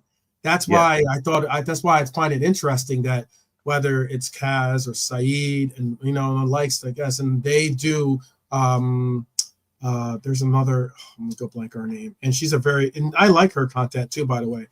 She's a Manchester United fan, but she does content for all the teams, and she does some really good insight on the teams. But it's just a compliment. It's just something I just wanted to say. So we should be proud of that because there's reasons why they're talking about us. It's because they probably most likely want to beat us. That's why. Secretly, deep down. Oh no, it's that stupid fucking. Now I know everybody always says everybody's thing is cringe or whatever, but Manchester United have one of their slogans, or one of their whatever you want to call it, is hated, adored, but never ignored. Ignored, yeah. It's like, oh my god, yeah, it's more I'm just hated, but they're like, oh, we're so big that everybody, even when we're like the worst team in the league, everybody talks about us. That's all they ever do is talk about us. Mm-hmm. I don't like that version of it, but like I said, we'll always be news. We always will be. Yeah, we always will be. So, well, they're close to getting ignored lately, aren't they? They're well down the fucking order. They hate we'll us. Get to these ratings. We'll get to these ratings. Yeah. Let's get to these ratings. Yeah, you're right about that. I just wanted to bring that up. I thought that was funny. But we're gonna rock through these ratings. Rapid fire, people. Rapid fire. All right. So, first up, obviously, is we always start off with our goalkeeper. What was your rating for Kelleher? Let's go. There's only the three of us here, so I'll just go Brian, Lee, and then next time we'll go Lee, Brian. We'll just keep going back and forth. So Brian, you can start off since he is your countryman too as well. Oh, 9 or 90. Sorry, yeah, 90. Okay. How about for you, Lee? That was my mark, yeah, 90. A big fat juicy 9. 9. All right. Yeah. Hustle Bones got him as 1,000. I got you. 90. Okay. I think we all know where this is going. 90. Okay. 90 it is. Excuse me. So next up is get this straight. Next up is our captain, Virgil van Dijk. How about for you, for Virg, Lee? What was your rating for Virg? I'll give Virgil I'll give him an 88. 88. Well, that's a high score. Okay. Let's see. What is it? 87 from KJ. I got you. Brian, what's your score for Virg? Yeah, got to tuck it just in between. So, yeah, 85. 85, yeah. 85. Okay. Makes sense.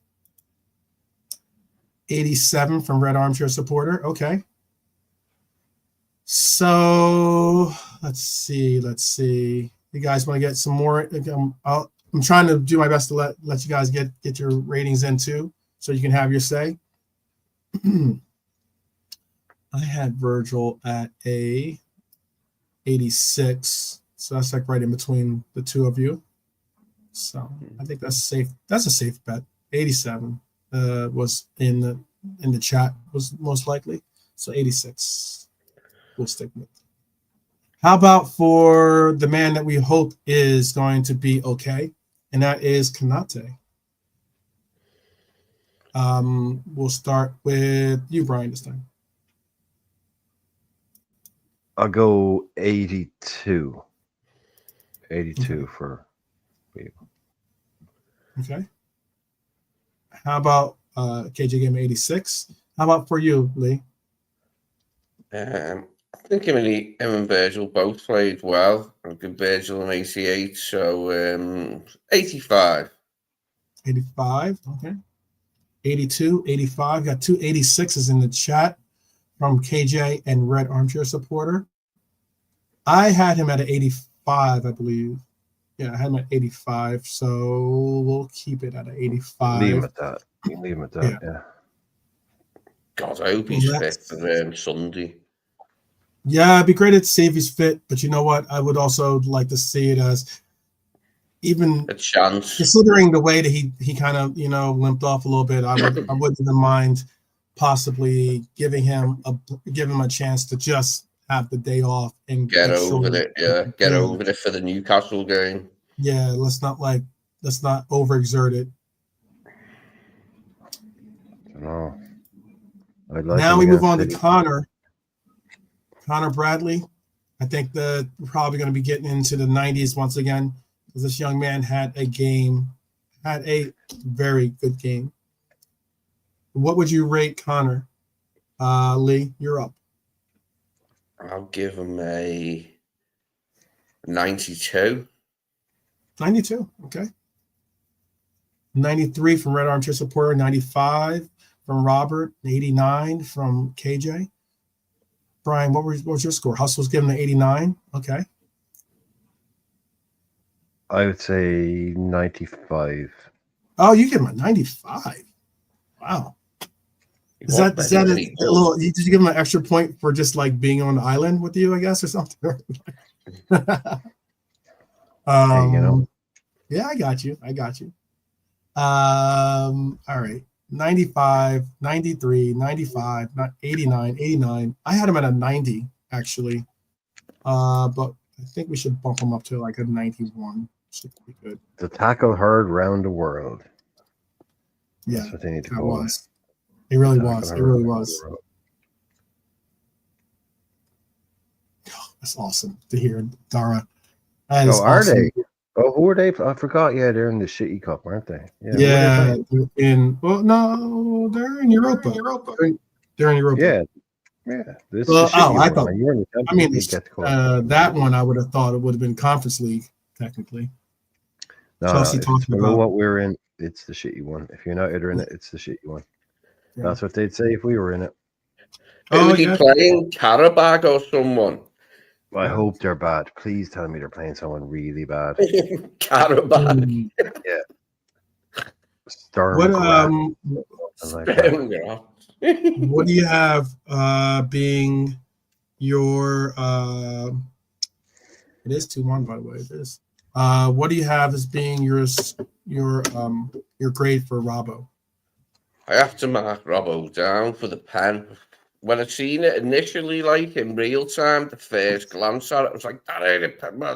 Then I looked at it and yeah, it was clumsy. So he gets marked down a bit from the other defenders, Robbo. Sorry, lads. Sorry to do this to you, Andy.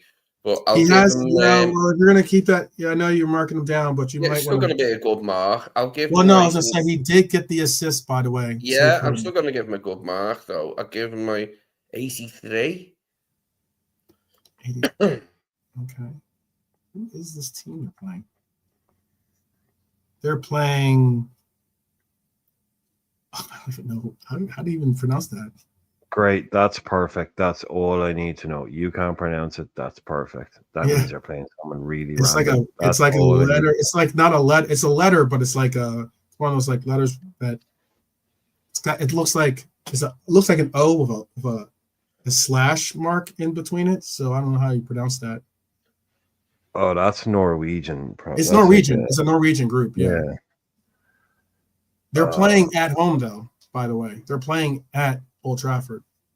What are they called? Bodo Glimt? Right? Is it Bodo Glimt? No, they're playing in Norway. They're playing in Norway. My bad. They are playing. No, wait. Let me double check. Hold on. Let me double check.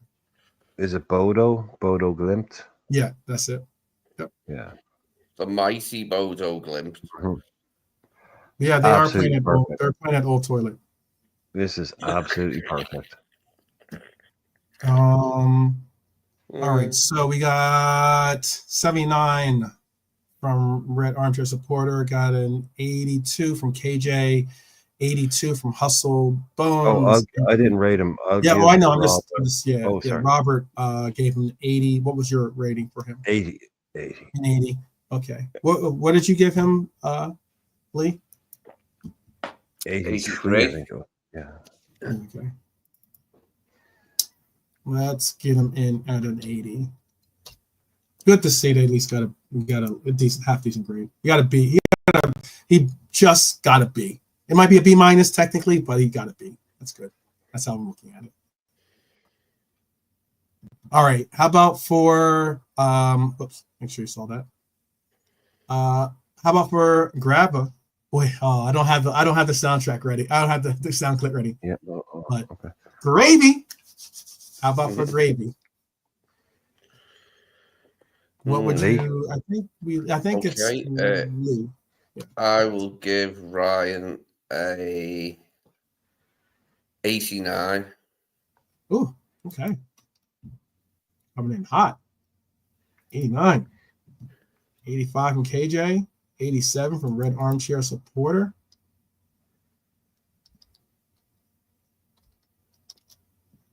How about for you, Brian? Lazy Gravy. 82. Give him 82. 82. Okay. 82. Okay. 87, 85, 84. He gave me 89, 85. I actually had him at an 87 myself. Let's just make it a 80. Let's make it an 86, actually.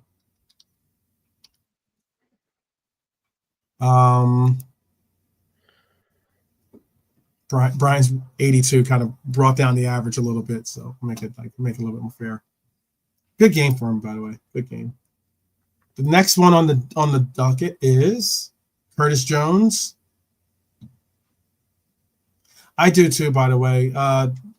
He has definitely made a real effort, or I want to say spectacle.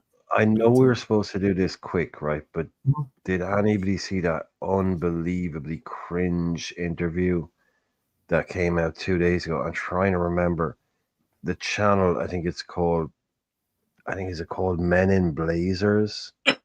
It's called Men in Blazers, and they do it. They have a Gravenberch interview, and 2-2 by the way.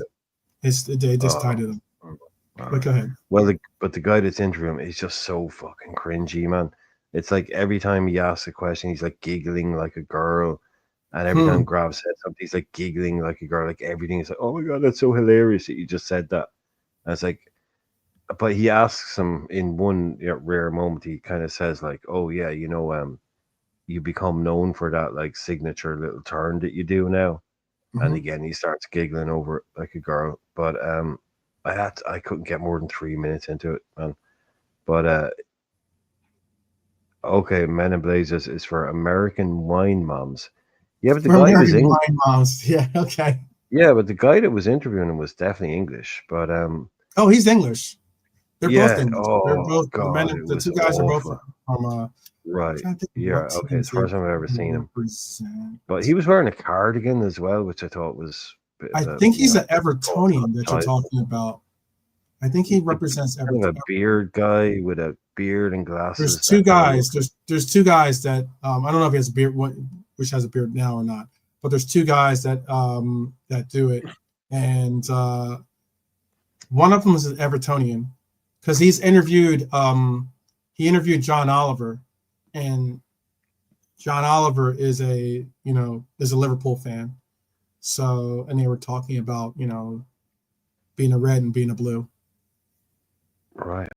Okay. Yeah, it was kind of interesting to hear when he was talking about like, oh, the turn that you do and all that, and he's kind of saying like, well, it's something I don't do it on purpose, kind of thing. It's whatever, but it has become very much his little signature move, kind of thing. And when you do that right, you can't stop it. So he's going to do that. And I was like, yeah, I know he's going to do it, but if he pulls it off, I can't stop it. I'll get close to him. He's going, yeah, I know he's going to fucking do it, but it's. The Man in Blazer show is a show that is on NBC now. It got picked up by Peacock or NBC over here in America. But it was a show that was originally a podcast, I guess, over in England originally. And now I believe he is an American citizen now, I think he is now an American citizen. Yeah, he was acting like he was a Gravenberch fanboy, like literally just giggling every time I asked a question, like, all that kind of stuff. Come on, maybe he just likes lazy gravy. That's all it is. Hey, look, everybody loves lazy gravy. So when it comes out, we're not going to Disneyland. We're moving to Disneyland. Okay, there you go. There you go. You heard it here first. We got the trademark on lazy gravy. But how about for Cujo? What was your rating for Cujo? Well, Labana said it was a masterclass. Yeah, I thought he was excellent. He really grasped the nettle there and shows himself off. Like some of the nice moves he did were good, like with the ball. I'll give him a 87, Curtis. It's 2-2 at halftime, by the way, in that Manchester United game. And Chelsea has won their game 2-0 in the Conference League matchup that they had. 88 from Red Armchair Supporter. What was your score, Lee? I didn't hear you. 87. 87. Poised for performance. How about for you, Brian?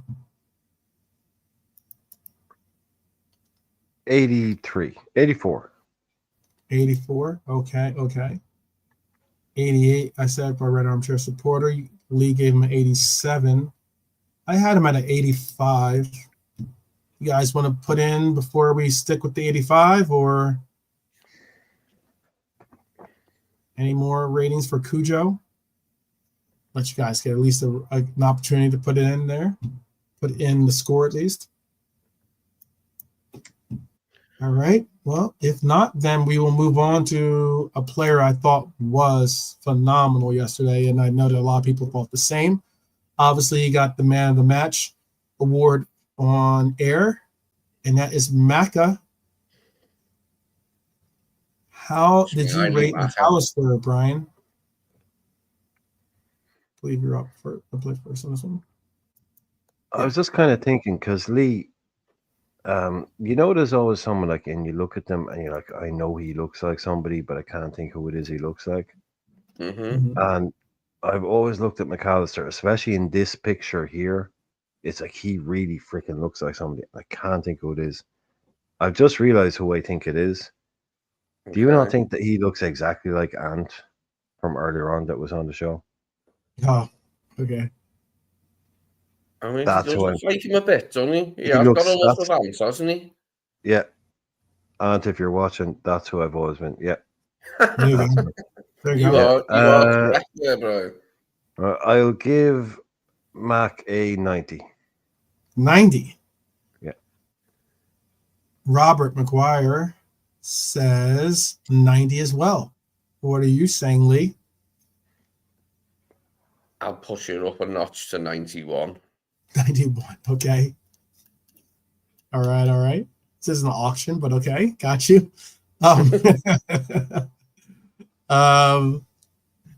Any other scores? The Red Armchair Support gave him a 89. Okay.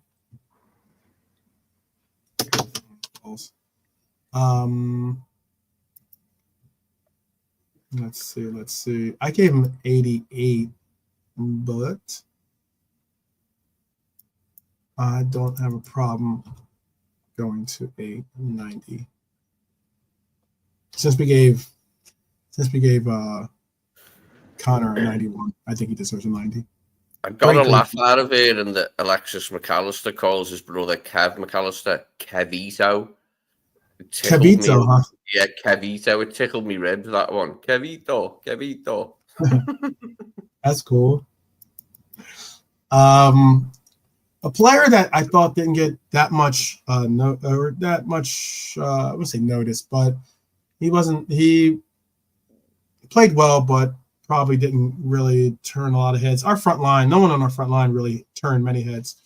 Lucho. Lee, what was your rating for Lucho yesterday? I give Lucho I give him oh god. Okay. I give him 84. I thought he was good. And I thought he improved when he come in the middle as well. Like, you know what I mean? Brought him back into the game a bit more. It worked that sub, didn't it? Like, you know what I mean? We were 2-0 up before too long. But yeah, I thought he done well. It was a good game from Diaz. Okay. He was a threat one. He was a threat. Okay. How about for you, Brian? Yeah, it is actually a tough one with Lucho. Great ball. I mean, for the Salah, that was a brilliant pass. You know, just bang, played it outside of the boot. Oh yeah. Lovely pass. Really, just what he played it when it needed to be played and how it needed to be played. Just goes bang. You run onto that moment, away you go. But yeah, like when he was out on the left, maybe not so much. Also 80. was 80. I just call it 80. Let's call it 80. Yeah, I was gonna say also had to take on the job of playing our false nine towards the end of that game too. So yeah, when he moved in, it was a bit like kind of two different players, so it was hard to rate him actually. Kind of hard to rate Lucho on offsides game. Yeah. I see it was kind of hard for some of the chat too, because it looks like 72 from Robert, 84 from KJ, 86 from Red Armchair Supporter. Courtois is a really, really talented goalkeeper. He is an absolute like unit too. I mean, like he's a big person, big guy. I had Lucho at a 83. That's actually I think the lowest score out of anyone. Don't tell Lucho that. No, I gave him 80. Oh, yeah, mate. Okay, cool. All right, good. I feel better then. All right. All right, let's take it at 83. No, Robert gave him 72. Oh, I saw that. So that's the lowest score. That's your lowest score right there by a long chalk. Yeah. He went above and beyond with that one. Yeah. He was not feeling it. How about for Darwin yesterday? Darwin showed you that clip of him. He started that break that almost got the goal, I want to say. It almost got him a goal. He didn't start it, but he was a part of it at least. That was the clip I showed you was him like motoring through by the players. He was definitely on his bike yesterday. No worries, Robert. No worries. I think we're on lead this time. That's the first one, I think. Yeah, I'll give Darwin I'll give him 86. Okay.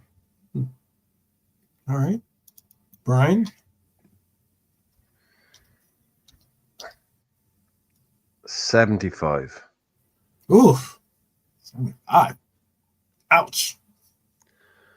Darwin. I want to be kind to the boy. Like, I don't want to give him the worst marks, like when everyone else got good marks today. No, don't worry.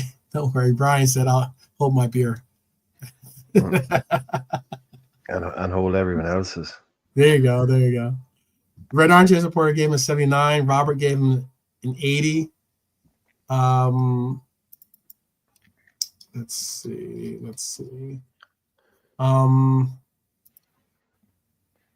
Just waiting to see if anyone else wants to put a score in there. If not, I'm going to turn the page here to show you mine. I gave him an 82. So we're going to have to come down on that one. What'd you give him, Lee, again? 86, I think. Oh, you gave me a 6. Oh, wow. Okay. Yeah. So your 86 kind of takes away his 75, I would say. Yeah. Because that's the highest. That's the lowest. 79. Yeah, There's so 79 and an 80. Let's It go might with- seem a bit mucho generoso to give him an 86, but he tried his arse out. I was impressed with the header, to get the header that close. Yeah. And that's headers are so difficult to control. To get it as close as he did, you could see his face watching it, like as he hit the floor, and he thought, you know what I mean? It was really close. That it was a good. He was one of our few players that actually gave us some opportunities early on in the game. That actually got shots on that were actually shots that were that Courtois, because he had the one where he clicked at it. He he tried to it wasn't really a shot. It was like the ball was up and he tried to he just stuck his leg out, try to poke it in. And then he had the obviously shot that Courtois saved. And he had one other shot other than that, but all the same, Mohamed Salah is up now. I think 81 was a good score for him. Mohamed Salah, what are we going to rate Mohamed Salah? Brian, you're up first this time. 80. 80. Solid score. How about for you? Yeah, I guess you got to take off. Definitely got to take off for that. He ended up clipping the bar on that penalty, by the way. He did end up clipping. People were making it sound like he went wide, you know. He did get a piece of the post, but it was the wrong side, obviously. How about for you, Lee? What were you gonna? Brian gave him an 80. What's your score for him? I'll give him an 82. Okay. So 80, 82. 75 from Robert, and an 80 from KJ. 75. Ooh, knocking his score down. Red Armchair Sport game a 75. Let's give him a 78. Sound fair? He was really up for it, one, and you could see the one time he got the chance to have a real run at Mendy, drew a pen from him, Yeah. I think if anything, Mohamed Salah probably learned yesterday, it is to stay out of the mix zone. Just keep it moving when you're going through the mix zone. That'd be cool. You'd be cool. 78. Let's keep it there. Next on the bout is our substitutes. Again, we're only going to rate one sub, and that is, Mr. Cody. That was not my grade for him, by the way. That's just an old grade. Yeah, he got a good slice of action, Cody, didn't he? Was it about the hour mark that Darwin went off? Yeah, he had enough that we should rate him. I think he had enough of a. He obviously had the goal that helps him out too, but he had enough. He had enough playing time to be able to be rated on. Yeah, he broke on the left late on as well. What's BBC highlights last night of Europe? It finished when we scored our second goal in the 75th minute. There were no more highlights. We had more highlights after that. But that was piss poor from the BBC to finish their highlights as soon as we scored the second. Tut. What were your ratings for Lee? It's on you this time. What's your rating for Cody, Agent Cody? Yeah, I'm just going to do it like he played the whole match. I was pleased with what he did. So he can have Cozy can have an 80. Okay.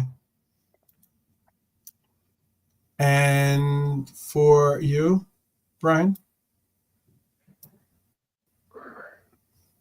Yeah, kind of finishes it, doesn't he? Kind of at 1-0. It's a great finish. Yeah, it's Yeah. still, but it's at 1-0. It's anybody's. He just comes in and goes, "This game is over." Yeah. Yeah. It ended the game in the sense of it being a contest, like, but he didn't have a huge amount to do. He didn't have, especially not on the goal. I mean, he goes in, he just sees where the space is, beautiful ball, and nods it in. Probably won't score an easier goal in his life.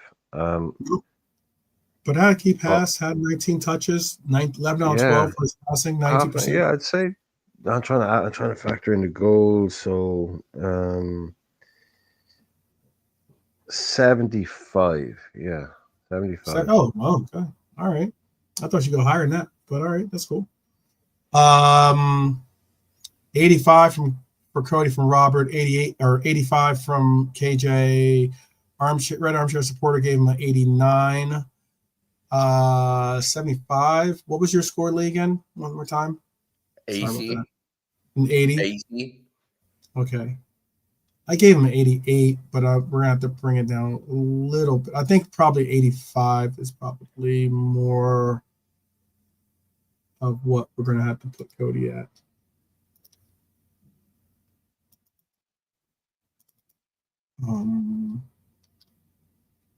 Going with what everyone put in there, because 285s, an 89, my 88, your 80, and his 75. It brought it down, but brought down that much. And that means we're not going to rate Dominic, even though he got in. We're not going to rate Joey, even though he got in as well. But big up to their performances yesterday. And we move on to Arnie. Arnie Slot. La la la la la la. I think he enjoyed pitting his wits against Ancelotti, didn't he? I was keen on watching them shake hands, like, at the end. Oh yeah. Shoot, do I have that clip? I hopefully have that clip. I'll double check. Hopefully I have that clip. If I don't have that clip, I will have it for tomorrow. But let's get Arnie Slot, and then I'll tell you about what the clip was supposed to be if I don't have it, or if I do have it, I'll play it. Go ahead, Brian. What was your rating for Arnie, or Lee? What's your rating for Arnie Slot? Yeah, I was really pleased with the performance. So I'll give Arnie I give him like a 9 out of 10, so 90. Okay, 90. That's cool. What about you, Brian? Yeah, that sounds about right. 90? Yeah, 90. Yeah. High praise for our skipper, our gaffer, I should say. Yeah, he done the Bears last night, didn't he? He done the Bears. All right. Very calm about everything. Very, we did this, we said that, we did that. Whatever. Very calm. Very reassuring. We'll stick with a 90 for him. It does bring us to the most anticipated part of the night, and that is man of the match, player of the match, however you want to put it. Who was your player of the match, Brian? Put it in also in the chat, by the way. Put in your player of the match. Go ahead. Yeah, Brian. Bradley. Okay. Easy enough. Easy said. For you, Lee? Just to pick a different player, I'll pick Queven. Oh, okay. Okay. That's a shout. It was in a short display from him, wasn't it? In a massive game and a clean sheet. I think it's only fair that somebody gives him a shout for man of the match. No, I mean, KJ was right there with you. He said Kelleher. Red Armchair supporters said Connor. Okay, so that's 2 for Connor. You guys want to get your picks in real quick? Tell us what it is. Otherwise, I will be the tiebreaker here to pick up. All right, Bradley surges ahead with 3-2. Yeah, it's the age of them two, the performances from them two last night, and the age of them. It just made it sweet. Jonesy as well. Jonesy's another young player, but more experienced. Jones slightly just about exiting the young player Yeah. His career in it. Just about exiting out of that into the you're 25 now. You're not 21 anymore. Kind of inexperience plus experience. Yeah. Only find his feet really this year. Yeah, Keller, Bradley. Good to see Keller get shouts, definitely. Yeah. I mean, especially considering that it was Maka who actually ended up getting the player of the game. You know, yeah, it shows no one said that more that it was really a team effort. A lot of players out there putting in some real good performances. Yeah. One of the best if that moments. Bradley header had gone in, we wouldn't be having a conversation. Oh yeah, I agree with that completely too. Yeah, one of my best moments of the match was Curtis in front of our box on the left. You know, when that little shimmy, feint, whatever, and then turned. Oh, he did Bellingham on the left wing, yeah. Yeah, that was beautiful. Wing, that, like, from the point of view of him being a scouser, like, and that, you know what I mean? It was just nice to see that. Shoot, bit of style. I will find it for you tomorrow. I will bring it out tomorrow for you guys, but there is a great clip. So excuse me. Over on this side of the pond, we have Paramount. That is our CBS, which is CBS, and they do our portion of coverage for Champions League. And Peter Schmeichel interviewed Jude Bellingham after the game. And in the interview, Jude said, I want to make sure I quote him right. Jude said, he said, basically Liverpool is the most informed team in Europe this very minute. And, and he said about how he has high praise for the team and blah, blah, blah, blah, blah. Jamie heard that. When after the interview was done, Peter Schmeichel was there by himself. And Jamie's like, Peter, Jude just said that, Liverpool is one of the best, or is the best team currently in Europe right now. How do you think, or what do you feel about him saying that, and something along those lines, right? And Peter Schmeichel, this is why I can't stand Peter Schmeichel. Peter Schmeichel goes, he didn't say that. He said they're the most important. They're currently an important team in Europe, and I'm like, he didn't say that at all. But apparently, the Peter Schmeichel, he can't go as far as to give Liverpool an actual compliment. It's just like, geez, dude, you are scandalous when it comes to it. It was nice to hear that. Like, and call us the form side in Europe. Obviously, he wanted to win, returning to England with his Real Madrid side. He wanted to win. It disappointed him that they didn't.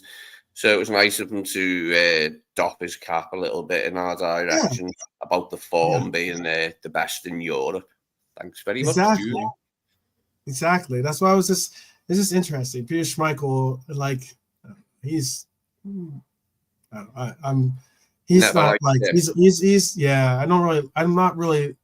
don't really like him on as a pundit. Sometimes he can be kind of dry. He's definitely got a bias, and it's one of those cases where you're just like, man, sometimes some of his takes are just bad takes.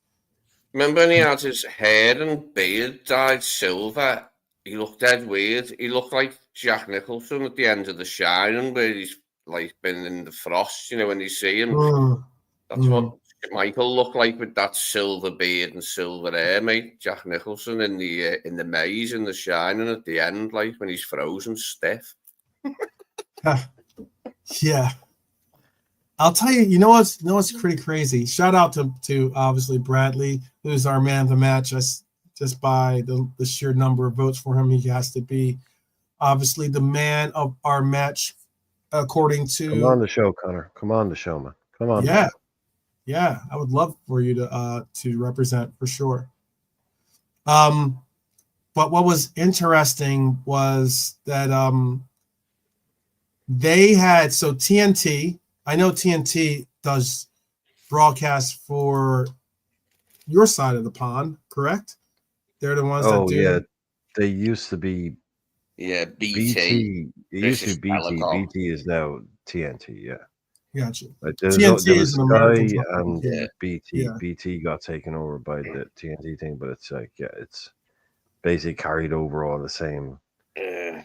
broadcasts. Yeah, TNT is what if you're a basketball fan, TBS and TNT, which is the same thing. Basically, it's Turner Broadcasting Network is what it used to be. TBS is Turner Broadcasting System. Ted Turner, who created CNN, Yeah. that's who it is. That's the original, at least. Yeah. BT is British Telecom. When I was a kid, BT just meant British Telecom, your phones. So you'd have adverts with people like Maury and Lippman and yeah, Right, Sky right. can't have everything. Roger Sky Rabbit, aren't Bob allowed to have Hoskins. So They have a monopoly on everything, Sky. Yeah. yeah, so they used to, but now it's like so. Like next year it could be Amazon. The year after that could be yada yada yada. This year, I think the BT and TNT thing. It's basically there's a big two. Mm-hmm. The way they Well, have those, it split between them, so they should those be able two. to keep. Rio does the TNT thing, right? He's part of the TNT commentary. Why I'm bringing this up, if you want to see what I'm talking about, if you go to my Twitter account or my X account, whatever you want to call it, you'll see it. I reposted this on there, but they allowed for Rio to go into the locker room before the game and check out the locker room. So he's walking through the locker room and he's like picking up shoes, picking up the cleats for for players and the likes. I'm thinking of who did he have? Who did the first one he picked up? I can't remember who he picked up the first time. It was someone. I forget what player it was, but it was a player that has like the names. He has like the names of his children on his cleats. Mm-hmm. He picked up Cody's cleats because Cody has a Psalm proverb on his sneakers or his sneakers on his cleats, on his boots, and then he picked up Robbo, and Robbo doesn't have anything written on his boots. And he's like, oh, he's like, I could have told you who this was because there's, he's just like plain Jane, Mr. Robbo. He said it like that. My biggest reason why I'm bringing this up is what the F is Rio doing in the Liverpool locker room? Bringing in any bad mojo or whatever you want to call it, like bad vibes or, like that's the last person that should be allowed in there. Like, what the? I was like, get him out of there. Don't be. And then on top of that, not even be in there. What's he doing touching people's stuff? Don't touch his cleats. Don't touch his personal items. That's not cool. Okay. That rant's over. Just thought I'd say that. No, that's just TV now, man. That's just TV. Like they used to do it like in the FA Cup and something, like they'd go to these really small teams, like the guy go into the dressing room and look around. Yeah. But these days, like I don't want to see it. I don't want, like, especially someone like him going in, like, okay, who cares, basically? Who cares if what Rio sees? Like, as long as they don't start putting cameras in the dressing room, while the players are actually in there. But this is bad enough. This is a slippery slope, Like, and again, some like Rio, I mean, honestly, of all the people, just get him out of there, man. Get him out of there right now. I don't want to see him. They didn't let him go in there on his own, did they? There was somebody, in case they find, like, a dead halibut or something, like, under the lockers or something. He's tried to stink the place up for a laugh, like stink bombs or something. Yeah, that dead hamster from that Real Madrid guy. I mean, he could have planted that. Maybe. Interesting. I just thought that was. I saw that. I can look for it on my. Well, No. if you want to see it, go to my Twitter page. That's got the clip. I reposted it. I even made my little rant on there too. Don't keep your hands in your pockets. Do not touch our stuff. That's what I was like. Basically, is what I got into in my own interpretation of the tweet, because that was just like that's Take just his way too much. credentials. Yeah, I mean, like, it's just weird. Like, what are you doing I mean, like, it's one thing I get you trying to show all these different angles of the game and team and da da da da and all this other different stuff, but it's just like, why do you have to touch his stuff? Like, like, okay, cool, like, we're in there, but you're up there picking up his cleats and reading off reading off the proverbs and like saying like being like saying I don't know if he said the name of the child, but I mean, like, it's like, you don't need to do that, man. That was just weird. I just didn't like the mojo too, I guess, and his bringing in that bad Buju, basically what he's doing. I don't like that.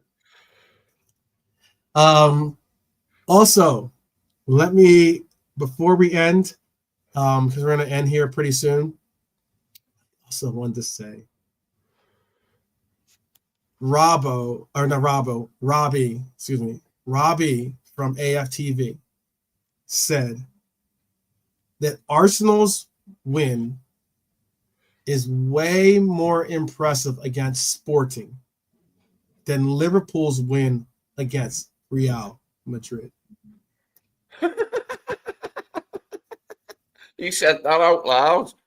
He said it on his DRTV television show. Mate, that'd be bad. I don't think I can show.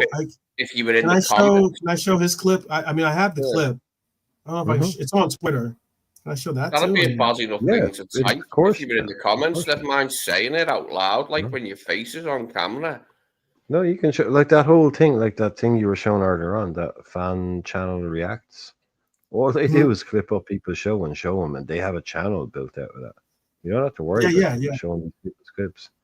You're showing it, you talk about it. Like, you're not just putting up their live stream and playing it. You're just saying this is a thing, and you're talking about it, and you're commenting on it. So it's 100% fair use, too. 100% fair use. Okay. This is for. They say it on YouTube. It's out there for the world to see. So. Well, this one's on Twitter. This is on Twitter, but I think it was on the internet. Yeah, this is on. I believe it's on their page. I don't have the exact link, but this is on his DR, off his DR. I think it's called DR Sports. I want to say. You can hear it yourself. How about I let you hear it from the man himself? Real Madrid have been very poor so far in the Champions League. Whereas we came up against a team that they were second in the Champions League. They were unbeaten in the Champions League, unbeaten at home in their league for 18 months, unbeaten in their league this season. They have just lost their manager. They've lost their manager. They won their game first game without their manager 6-0, right? Before you jump in with that, right?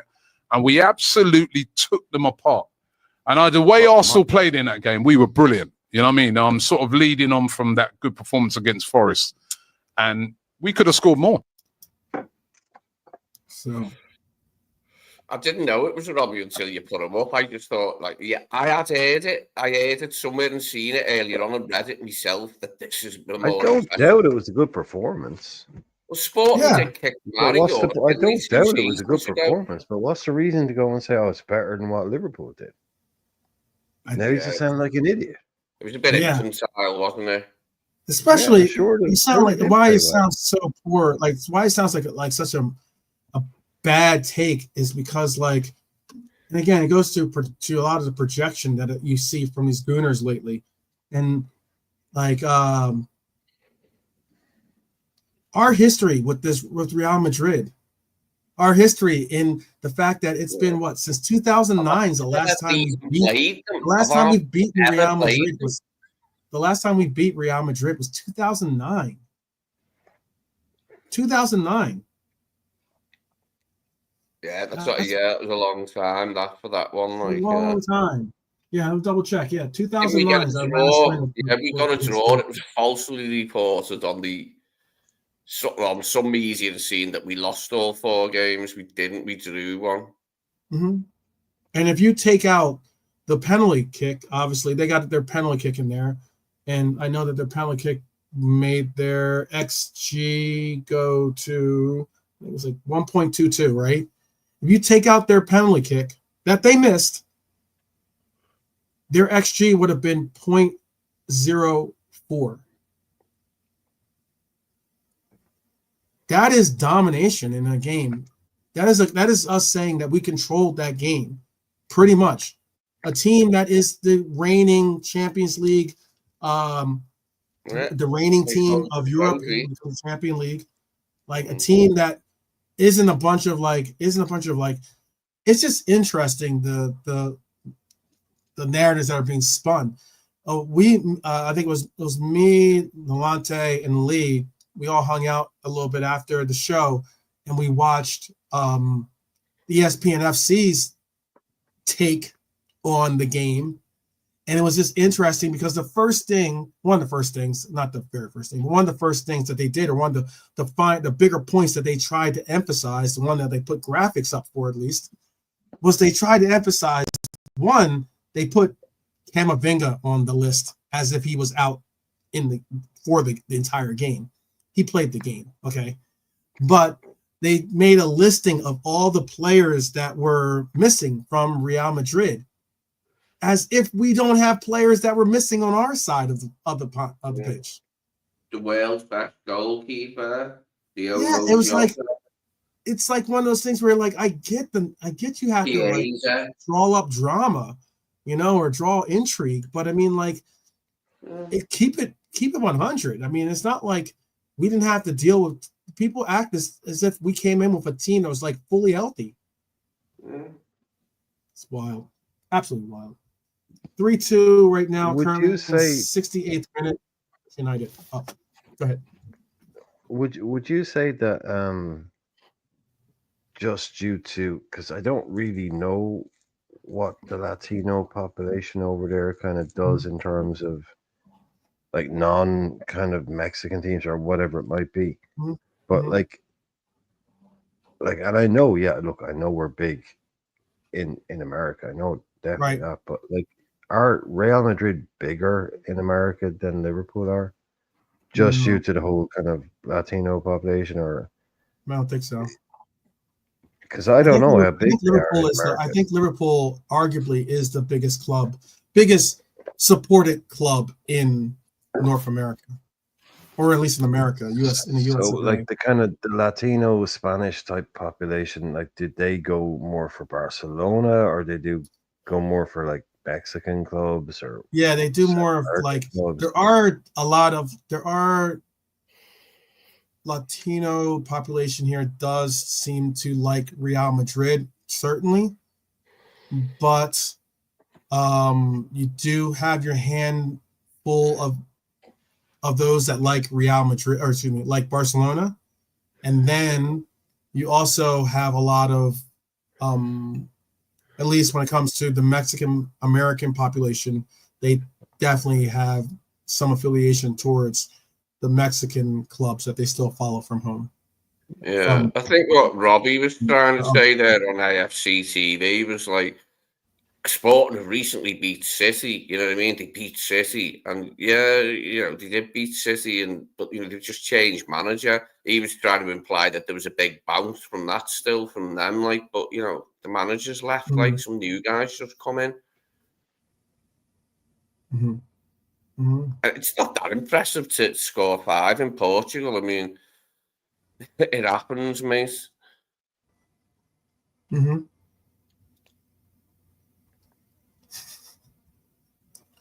I'm sorry. I just saw the VAR. They actually went to VAR for the actual. I don't know if you saw that or not, but they went to VAR apparently for when Virgil got made the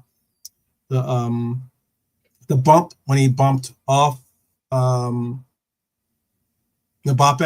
I'll show you. I don't know. Did you guys see the VAR? The VAR for this? This is pretty wild. I'll play the VAR for you. Make sure it has no sound on it. So I'm gonna get that. So VAR. I don't Yeah. understand. Oh, I tried it spinning on me head when breakdancing was dead popular when my first year of high school, and there was this little lad who could do it. Like he was dead good at it, but yeah, that's hard. That spinning on your head. That's right. All right. Just keep a little levity in it. Again, this is all just a little banter. It's all a little bit of like, you know what? You gotta bring some smiles into the world, you know. A little bit of laughter. Laughter never hurt anyone. So but you know, I'd be surprised if I'd love to hear what they were saying when they were going through that bar check there. But sadly, breakdancing, we think of Heysel. We were into breakdancing. I was 11 going on 12, and we were doing it in my bedroom. We had like a wardrobe drawer that fell off, and it was like, you know, slick and slidey. So we were doing spinning on our back and all that, and, you know, writing graffiti on it, and that was our marvels. And then there was like the Heysel final. And the game went bad, but it was the banners before the game just made me laugh. Big Ron's long leather. Man United, this is the big cup. And there was another one that was a bit vulgar, said Big Ron's tart is a SLUT. I do have a question for you guys, since we're about 10 minutes left of the show here. We have Trent back, which is great. I think even if Connor was healthy, I don't think Connor would have, if Trent is healthy enough to play, I think Trent would have gone back into the starting lineup going forward for this weekend game. Being at that, we're hoping that Ibu's injury isn't a bad one. We're hoping that we could just, you know, he is available. Excuse me. But taking precaution, maybe we choose to sit him out, whether that's a choice that we have to make or a choice that we need to make. That's neither here nor there. Who do you think fills in as that right center back? Do you give it to Gomez, or do you allow for Kwanzaa to step back and have an opportunity to regain that starting center back role that he had in that first game against Ipswich? Lee, and then we'll go Brian on that one. Well, if we seal qualification against Girona, then I see no reason why he can't be brought back into the side for the 2 remaining group games alongside Joe. If we've sealed qualification, it depends, doesn't it, what we want to do. If we want to win all the games and, you know, finish top, or whether we'll just be like, okay, we've qualified, let's rest some players. So it's interesting, but he will get a chance. I mean, he's obviously going to get his chance, isn't he? I mean, we're worried about Ibu now. Ibu might not be fit, so he will get his chance again. But I'd say Joe's in the driving seat to replace Ibu. I mean, he got on the pitch, didn't he, last night? And yeah, it seems Slot went for that after Janelle had his little wobble. He brought Joe in, and Joe done really well, didn't he? So yeah, I probably see him going with Joe if Ibu's out. But Janelle will get his chance soon enough. It won't take long. Okay. How about for you, Brian? Well, it's not that long ago would be pretty simple, you know. Well, Ibu's out, get Kwanzaa in, but Kwanzaa hasn't played in a while now. I'm not even sure. Can someone tell me the last time he got his legs on the pitch? It's been a while. Like Lee was saying, you know, Gomez has, if nothing else, has minutes in his legs. So I would have to, yeah, I would go with that. Yeah, probably. I don't see any other way of looking at it. Just like I said, when's the last time Kwanzaa actually played for us? It's got to be a while ago now. I mean, Giroud So- played a lot with Virgil last Mhm. season, but you know, the amount of times Joe and Virgil played together is, you know, infinitely more, isn't it? Like, it's what's best for Virgil, like, isn't it? Really, you know, who's gonna do the best alongside him, and it will probably be Joe at this point, like in time, wouldn't it? Given how the season's gone. Huge. Well, I mean, it's not just some random game either. You know, it's City. City, So yeah. right now, It is an opportunity right to, now, it comes to go Gomez either or going 11 points or possibly 5 points ahead of him. We're obviously staying at the 8 mark, but still, yeah, I it's a think big game. right now, man, I'm at Gomez. Just because he's got a lot more minutes in his legs. I think Kwanzaa's too cold. It's just too cold to just bring him in out of nowhere and play that.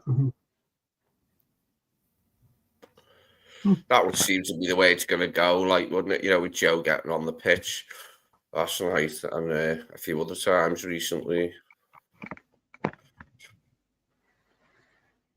I'll be happy with that against City. Yeah. You know, if they No, I'd be happy too. Yeah. I'll be happy enough.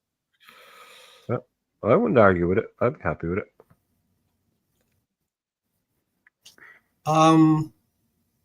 There is a report I see out here that we might have some very, very big news to announce tomorrow. Some very, very big news to announce tomorrow. And that's not me to, you know, that's straightforward. What, we bought Goodison Park news. and we're going to leave Anfield and go to Goodison Park? They're not going to knock it down when Everton move.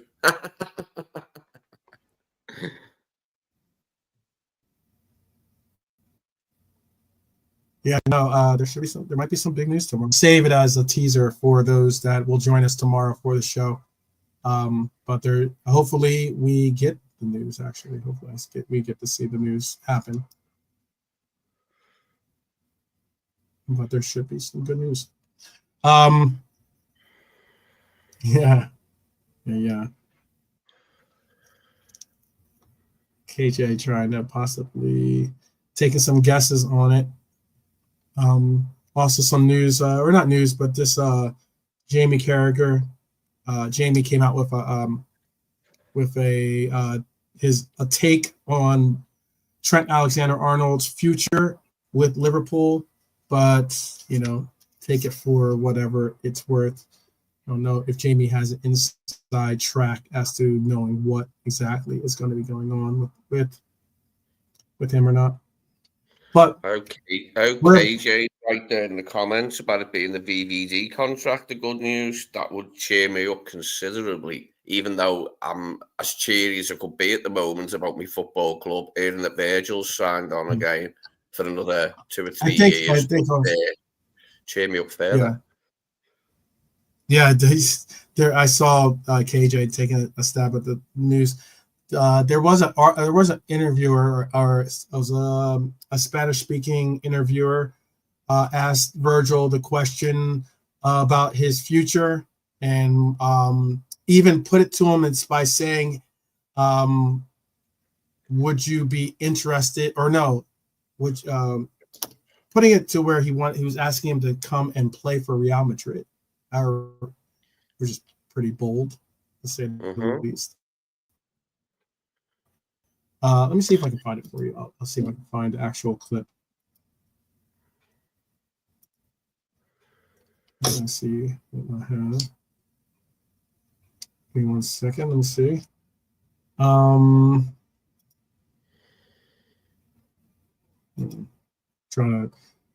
on my page, but I never know how to get to my actual messages I posted. Give me 1 second. Let me see if I can bring it up real quick. I'm trying to end at the 2:30 mark. I only got like a minute or two here, so hopefully I can get this in here for you guys before we bounce out. Thinking about the Virgil deal, there shouldn't be an awful lot stopping it. In all reality, I mean, I would be simultaneously flabbergasted and devastated if we didn't get Virgil on a new contract. Mm-hmm. Let's see. Let me see. I don't know if I have that clip. I'm looking for the clip. I'm sorry. I might not Just have have a it. look at the private chat. I have it on my. Okay. Okay.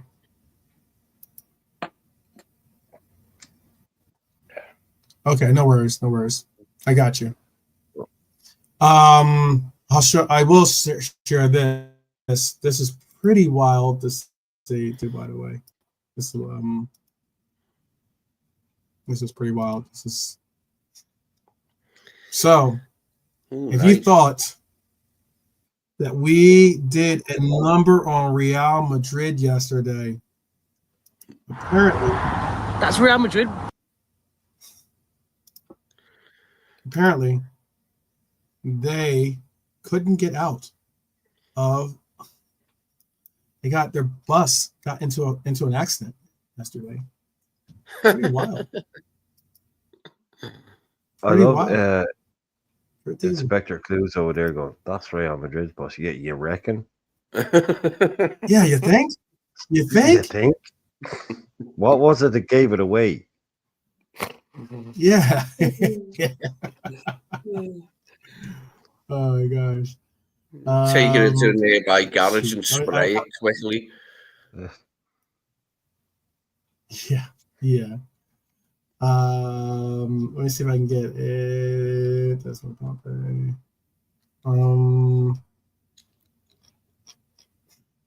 That was a good clip of Feyenoord. After they tied, excuse me, they ended up singing "You'll Never Walk Alone." By the way, and they started singing Arnie Slot, and they sang "You'll Never Walk Alone" at the Etihad. That must have stung like a mother.